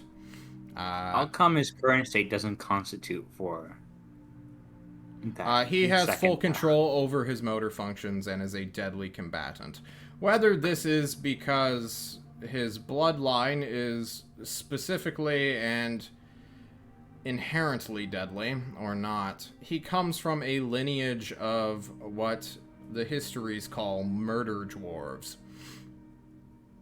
I don't know if you realize this, because Igor has, for the most part, been just a normal dude his entire life, even unaware of this lineage himself, but after he was presumably kidnapped by a wizard, and then experimented on and eventually put into a metal canister, which would keep him as a spell component for who knows how long. We still don't even know about this wizard who kidnapped him originally. I don't even think Igor remembers that is what happened to him. He points to Tristan, and Tristan's like, I discovered Igor outside the City of Blinding Lights, on a lead looking for some dope magical shit. I found this dumbass instead, you know. I tried so hard. He's so dumb, guys. He didn't even recognize his own sister, who had, like, aged 50 years. It was really sad. I had to talk to her about, like, you know, Tristan goes on for a little bit talking about Igor's family situation, and how it isn't a situation, really. And apparently, after reading his mind, which was a very easy thing to do, we looked at the deal that was struck. Igor has made a pact with Jerome. Jerome would free him from a temporary cellar, which you all probably could have sprung him out of if you were a bit more organized. Or at least, you know, didn't send his dumbass into the negotiating room with a dick-ass, I believe is what we're calling Cindy, who we're going to be assassinating soon on behalf of Mor. Yeah. We get Igor's axe back. They wouldn't give it back. Well, His maul? His maul. No, it's fine. I understand. We will try to locate it, or it's a +1 maul. Who cares, guys? Yeah, but it's linked to him. It's a matter of principle. at Probably this shouldn't have point. left that behind. personal to Igor. You know, next time Yeah, think we- about that when sending him to the negotiating table. Well, he was meant to be the muscle, but he ended up being the mouth that started a fight with the And guy. whose that fault was trying is to that? negotiate. You know what? No, I've already bitched out the diplomacy team. I'm gonna let you all stew in your own mistakes. I don't need to point them out for you. Moving on. Igor has two choices now. Well, let me explain to you what Igor has done through... He made a deal with fucking the literal big bad guy that has been harassing and haranguing every city-state we try to talk to. His talons, his feathers, his crows are goddamn everywhere. And now, with his small, influential binding of this pact to Igor, we have a pretty big information security leak here. Chances are, Jerome's just going to siphon off information that he can through third person of Igor. At worst, he's going to infest his dreams and nightmares and try to corrupt him. That will probably be next to impossible, because I don't think Igor has an idea of what corruption is. So I think we're safe there. But he's more or less agreed to break out a political prisoner from his family that he's barely related to, in exchange for his freedom and at the penalty of his entire family being killed. Not his distant kin, but his elderly sisters, his now deceased brother, and all of their family. Like, 12 people are at risk of being killed by Jerome, and there's nothing we can really do to stop that. We don't know where they are yet. We're trying to locate them, but even then, I have a feeling that the semi-teleporting bird monster will be able to figure a way out to extract his penalty if Igor is to fail. Worst news is, we don't have a time limit yet. So, I mean, if he just starts killing people, like... shit. Like, I guess that's when the clock is ticking? And we'll know for sure? So, Ozark, after that 20-minute monologue of how great a wizard are you, you're telling me you can't track down one bird person and tell us where to kill him? Do you know how hard it is to track down a bird person? Why don't you take 37 minutes to explain it to us in intricate detail? Oh, please? yes, I would love to explain to you that there is no way I can obtain a physical substance of this creature because he fucking dissolves. Do you understand how he leaves no trace of his presence at all? Now, But you're a powerful wizard. you're right, I am, but I still follow the rules of magic. This motherfucker defies them. How am I supposed to stop? What? Oh my god, shut up. There's so many rules and laws that I have to follow so that I don't just obliterate this world with magical influence. Just break Now- the rules. Yeah, squish. I guess I could destroy us all. Tyrants? Is that... And, it's just I like, mean, if he's doing it, not destroying everyone, how much we wait for you to do it? he can break the rules of this world, for he is not a part of it. He can do whatever the fuck he wants. His home Can you plane... not use his link with Igor against him and track him down? You know, wouldn't that just be the best and easiest thing to do if only his magic was actual magic? Now, you're a thug, let's be honest, Mr. Skateboarder. By the way, the fucking 50s called, skateboarding's been out of, like, fuck your entire mode of transportation. You should start flying like a real wizard, because you're acting like one. Ozark just yells at you, Chad. If he's Magic not from is here, why don't you fucking just hard. get a visa to where he is? A And get his- visa? Like, Yeah, just you get know, on an like- airship and fly my bitch ass to him? I mean, Yeah. he's not from Tulsa, you just said. If you're such a powerful wizard, can't you just help us to fly for a little bit? Oh, yes, I can. Everyone, please make me a strength saving throw right now as I he was gonna casts say, reverse gravity on you fuckers and throws you into the ceiling 30 feet into the air. I was gonna say, can Gorgor walk away from this slowly? count- Gorgor, spot it's it. too late. It's too late, Gorgor. Let's see it. The barbarian clutches the table that's nailed into the floor. Or at least held into the floor. Miros, you go flying to the sky. Rumble Roar, you go flying to the sky. Gorgor, you go flying to the sky. I think that's all of my failures. Alright. Alright, I'm gonna use my scroll of Featherfall. I can.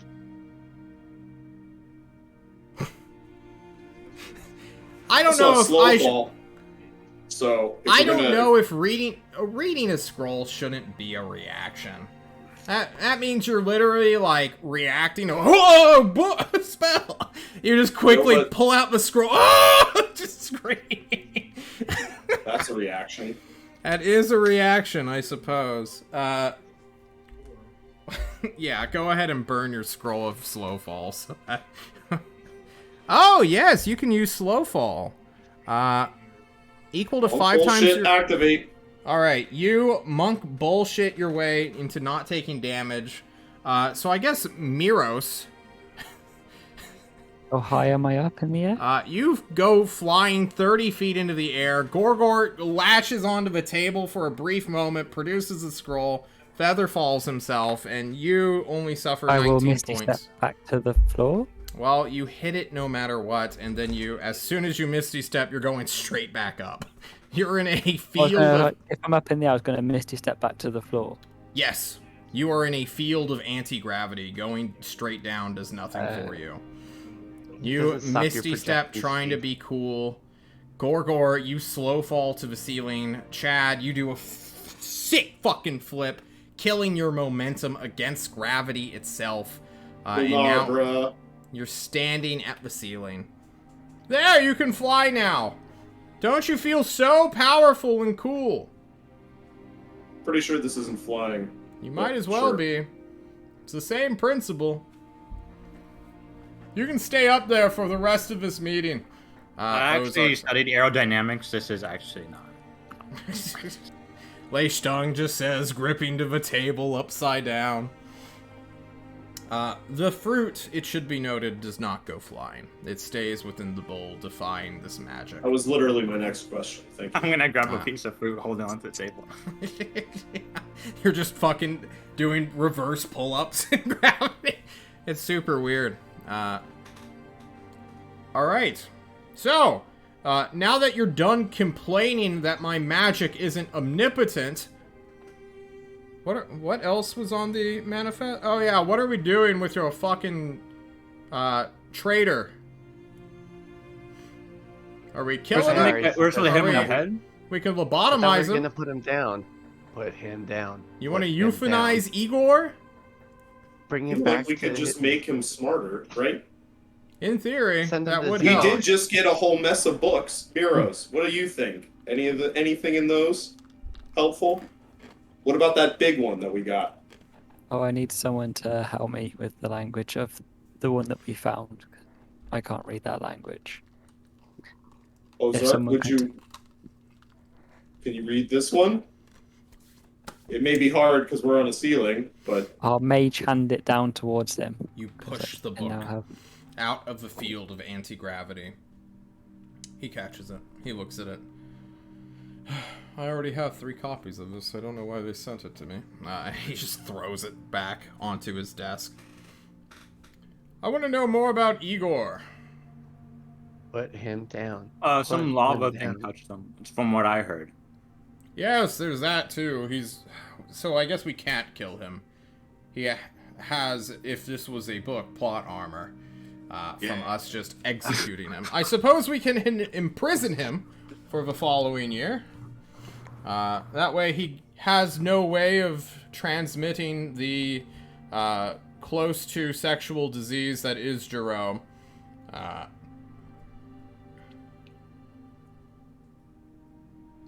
But also, you know, you won't be able to use him in any of your missions going forward. Should we get his opinion on this, do you think? yes. No.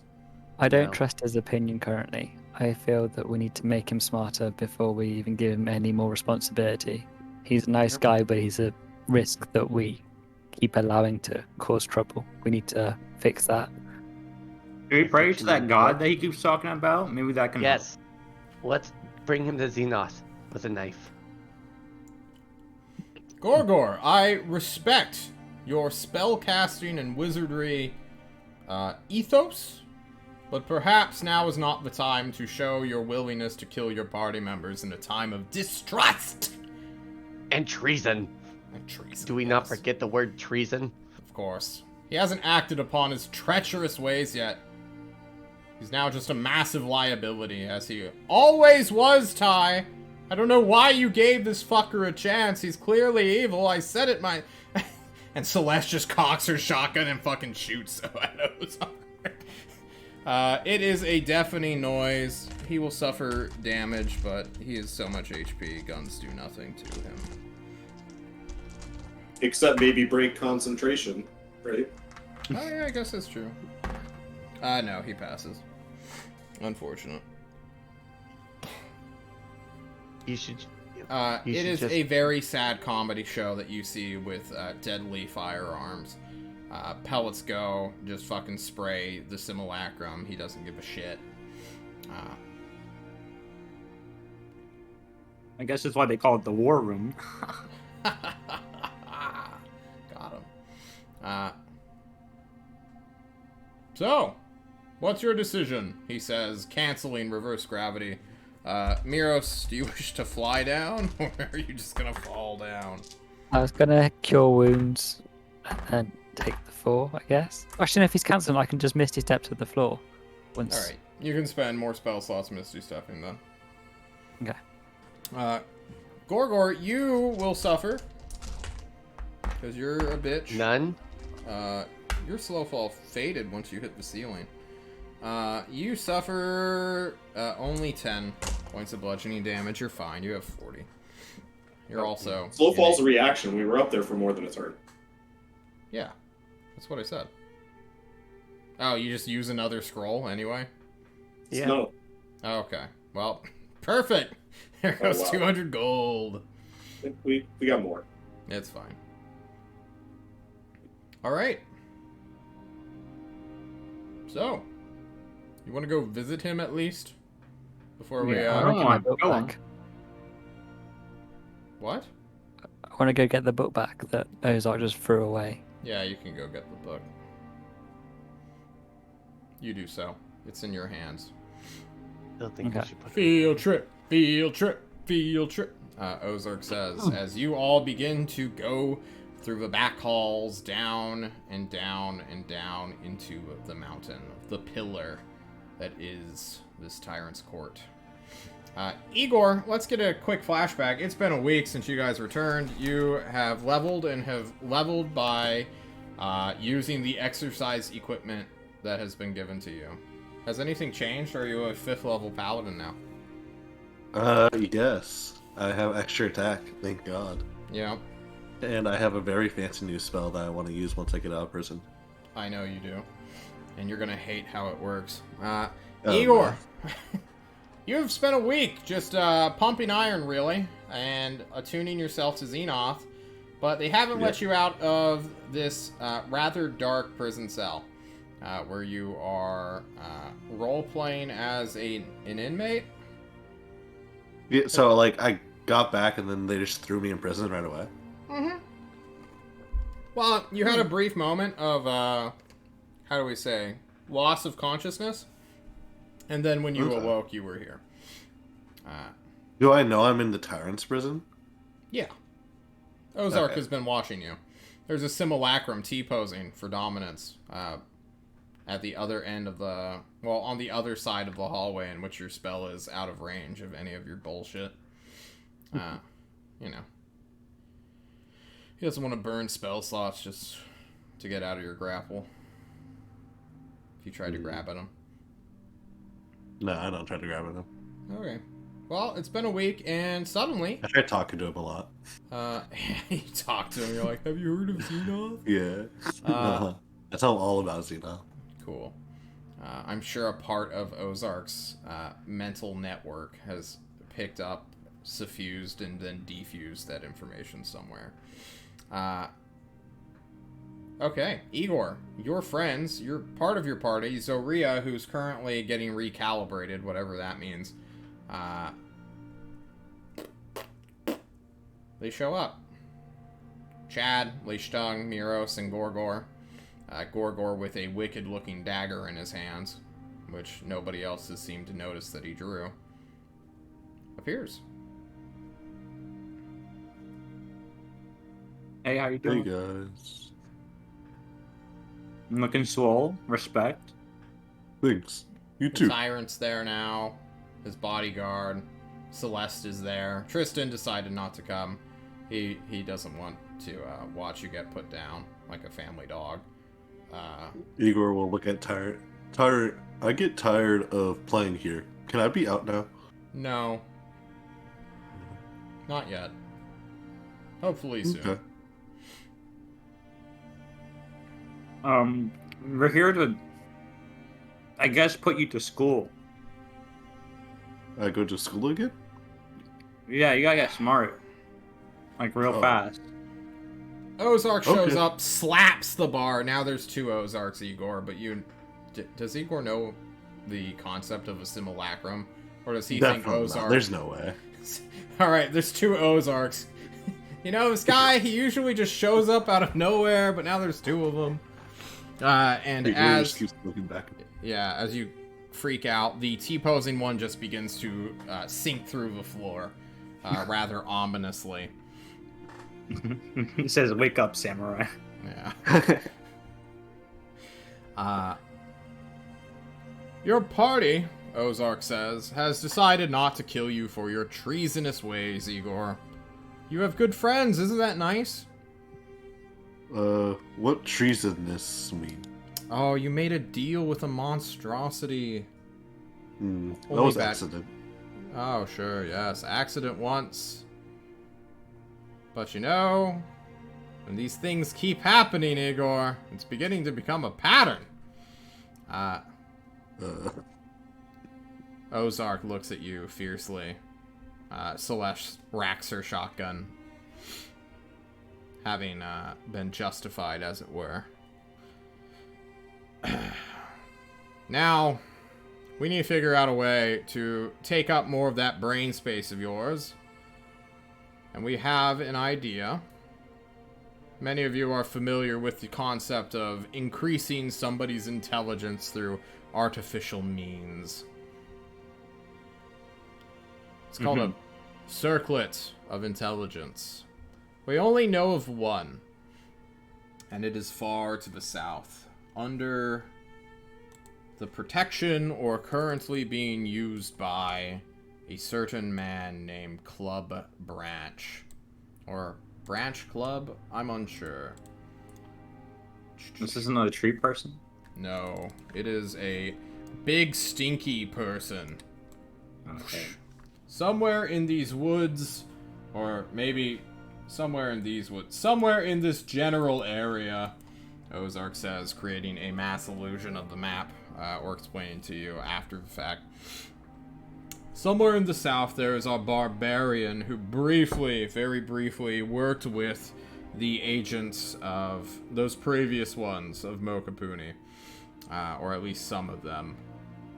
That guy apparently jacked the only circlet of intelligence that we have been able to find, which is a shame because we wanted to use that, to be honest with you all. It was kind of like a gift loaned out to an old friend of mine, and, you know, it went down their family tree for a few generations, and then it just sort of wound up in the hands of some woodsman who became a shitter and turned a gun into a club and named himself after a branch, calling himself Club Branch. Branch Club. A very silly character, all in all.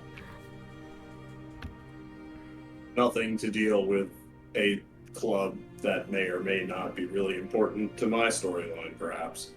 No, it was literally just a gun that he broke and then used as like a club. Huh.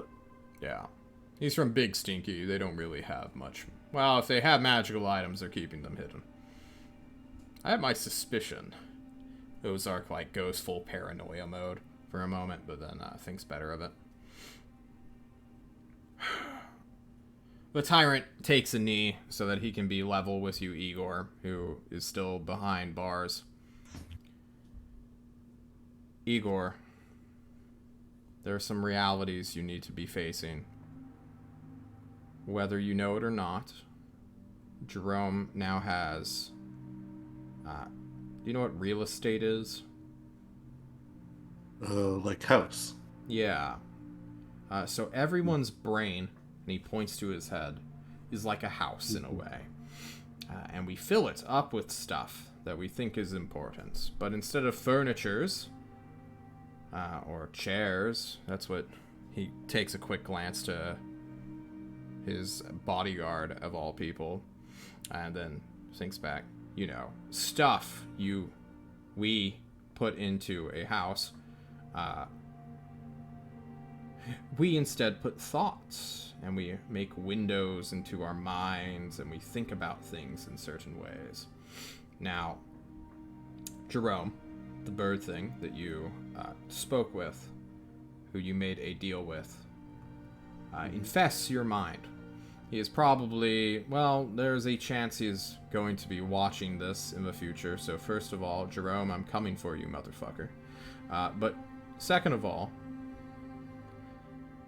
he's there now, and we can't just easily get rid of him.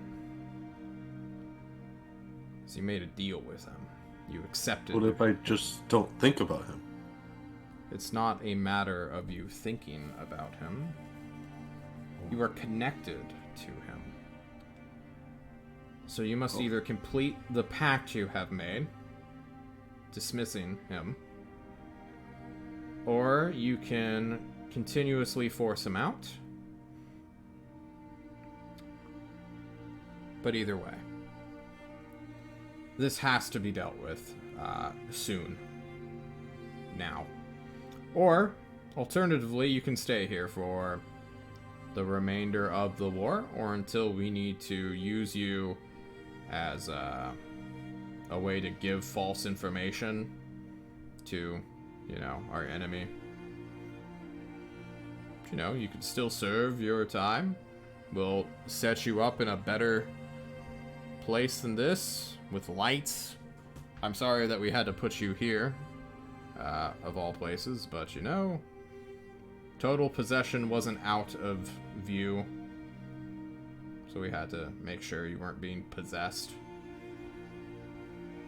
Also, he has once stuck his hand through, somebody's mouth. He had once, it was super weird. But needless to say. What would you prefer, Igor? Not stay here. I want to get him out ahead. Okay. We're gonna do that.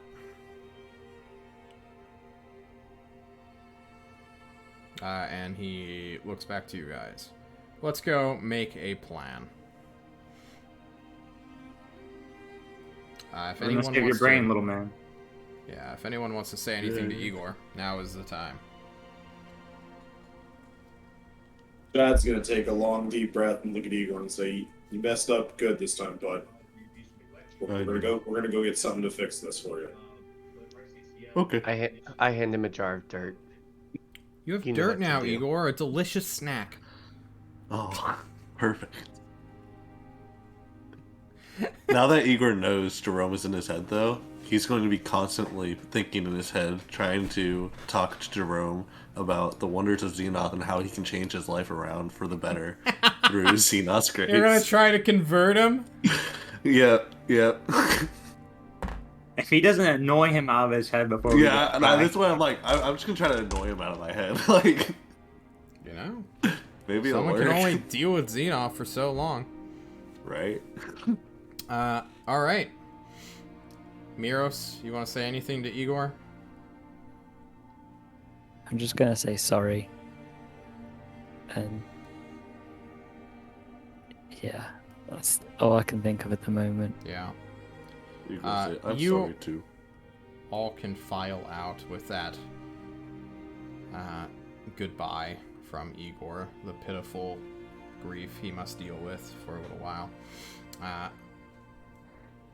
And let's go around the table real quick, starting with Miros. Miros, I got some character questions to ask you as you all begin to file out of the subterranean interior pillar prison, which you guys are currently in. Celeste seemed pretty vindicated, we'll say, about Igor's current predicament. Was this an honest mistake of Igor's, do you think? Or do you feel like Celeste, the person who threatened you with a shotgun blast of a cranium in fear of you turning into a bomb, or,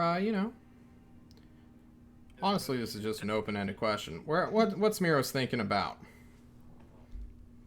He likes Igor, but he's also starting to worry that Igor is a liability. And Miros is kind-hearted and sees the best in people because he hasn't seen bad people really. So he doesn't think Igor's a bad person, but he knows that Igor isn't very bright, and that's not a good combination when you have someone that's strong but isn't very smart. If they make a bad decision, it can be a lot of damage being done. Also, this fixation on Xenos seems to be allowing people to take advantage of him. So there's being not bright and also being vulnerable, and those two really don't mesh well together. But Miros, is there a part of you that fears that one day you will be in a jail cell like this? And unlike Igor, who has an excuse and a way of mitigating his risk, you, to Celeste's warning, the more powerful you get, the more of a appealing conduit you will become for the inescapable bond that is your blood to some divine being. Or do you fear that they won't even waste time with that and just kill you off?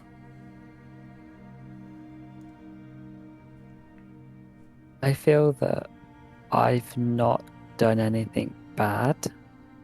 So even though my parents or bloodline might not be ideal, I've never done anything to prove my disloyalty for the people that I've been working for. So, at least in my head, I haven't done anything wrong, so I shouldn't be going to prison. I have taken the words of Celeste not to dabble down the divine soul route at the moment on board, but maybe one day that temptation might come back and I might need some more lighter magic, but that's a bridge that I'll cross when I get to it. Because it feels like there's two paths. There's the dark path that's not as bad, and there's the light path that causes more frustration from Celeste, is what I've seen so far. So, Well, at the moment, I feel like I haven't done anything wrong, but I have seen Igor do something wrong. But maybe it wasn't on purpose, but he did do something wrong. So, okay. Hey, Gorgor, are you there? Or are you in class still? Well, I'm in class, but I'm here. Gorgor, you wanted to kill Yeah. Igor immediately. What the fuck? What's that about? I'm just tired of Xenos. So tired. You're acting traumatized, Gorgor. It's PTSD. I'm sorry. I had a moment of weakness. I see. You can understand. Yeah. I don't have to. You don't need to elaborate further. You feel like that's. All right. Well.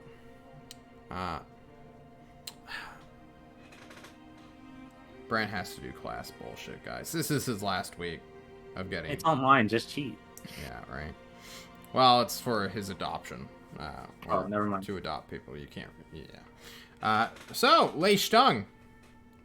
You don't know any of the drama between these people. This is your second mission with them. And you're... Well, what is your perspective on this whole debacle?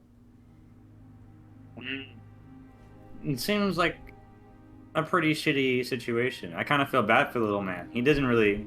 In my eyes, he doesn't really do anything wrong. He just kind of has, like, you know, his thing, his little quirk thing. Just a going bad on. shake? The cosmic dice? Yeah, he's... it's nothing unheard of to see a religious nut, you know? Mm-hmm. So I'm not gonna be down on him for that.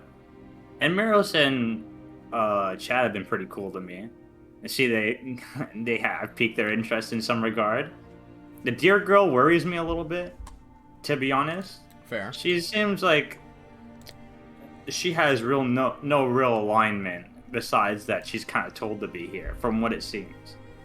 And hearing that she's being modified, it doesn't really sit well with me. I don't like that idea of some like thing following us, like with potentially out its own mind, which is a weird thing considering we want to save Igor from that exact thing, but we don't want to address the deer. That's a little weird. I'm sus of the deer for sure. You're sus of Zoria. Yeah, just a little bit. That's fair. And Gorgor, he seems like a pretty reliable fellow. A little in his own world, but doesn't seem bad all the same. Okay. The Celeste chick, though, she maybe needs to. I don't know what her deal is, but that therapy I was talking about earlier, she should probably consider it. You are not wrong in the slightest, Leishstein. Probably with the highest EQ of the group, definitely. Or at least the emotional awareness, perhaps. Chad. Hey, buddy. Chad really doesn't care a lot for upper management. Ozark, good lord, what a windbag. Yeah, Let's talk about being how awesome I am of a wizard and then say, wizard shit's hard! Fuck that guy. Yeah, seriously. He Fuck really- this dude. He's an I wish asshole. I had rolled an insight on Celeste because Chad's not feeling a whole lot of Igor's evil. He is definitely feeling Igor is dumb and we need to fix that. That we can work on. But evil, not necessarily. You don't think so? A little worried about the stabbiness coming out of our fish friend, but he has saved our butt. So I'm not necessarily concerned about that. Gorgor and I haven't quite gotten a lot of one-on-one time in our off weeks. Maybe next time. But all in all, fuck upper management. Except the tyrant. We love the tyrant. Yeah. Also, Miros is a bomb. Can we address that? Are we going to come back to that? Circle back? Dovetail? Is that the next meeting? I mean, we can continue the meeting. Tyrant wants to lay out a plan. His idea is for you all to go south, including Igor, with a spell that he knows, which he's going to be using as... it is semi-permanent, which means the Tyrant will be concentrating on it and no other spell for up to a week or so. Just staying awake for the entire time, not breaking concentration on that spell, and continuously pumping his magic to refresh it across the country. Or across the continent, really. It is rather straining, rather taxing. He doesn't like doing it, and he doesn't do it often, but he is going to be casting Intellect Fortress on Igor to hopefully give him a better chance if Jerome actually does try to claw out of his mouth, is the term of which it is described, how Jerome would show up. Gross. Super gross. What's that do? I think it's advantage on intelligence, wisdom, charisma saves. So yeah. Hang on. Let me look at what it actually does. Resistance to psychic damage and advantage on those saves as well. Which is good, because turns out leeches live in the south, and apparently they do psychic damage. What? So, if you run into psychic leeches, send Igor up front, I guess. To Tyrant, sort of, you know. Good news. We were going to put Igor up front anyway. Alternatively, and I'm not saying this, but the creature in which Jerome was referring to, freeing from his, I mean, Igor's lineage, his bloodline, his kinfolk in their mountain hold, we want him as well. He is known to us as the Greater Chemical through means of the Lich of Medicine. Which means, you know, we just need to kidnap him, or, you know, take him, and then keep him away from Jerome, who also apparently wants him. I don't think that goal will change, even if Igor is smart or dumb. So, you know, a thought to consider.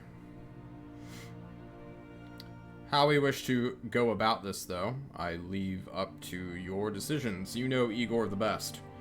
And honestly, I do not have the time to consider a plan further. I am here to give him a spell and continuously give you time so that you may come up with a way of dealing with this problem. The way I see it is we get Igor a circlet of intelligence to make him smarter. But that is just a way to buy time so that we can ignore the problem. We still need the potion maker, known as the Greater Chemical. I mean to ask where he is from Igor.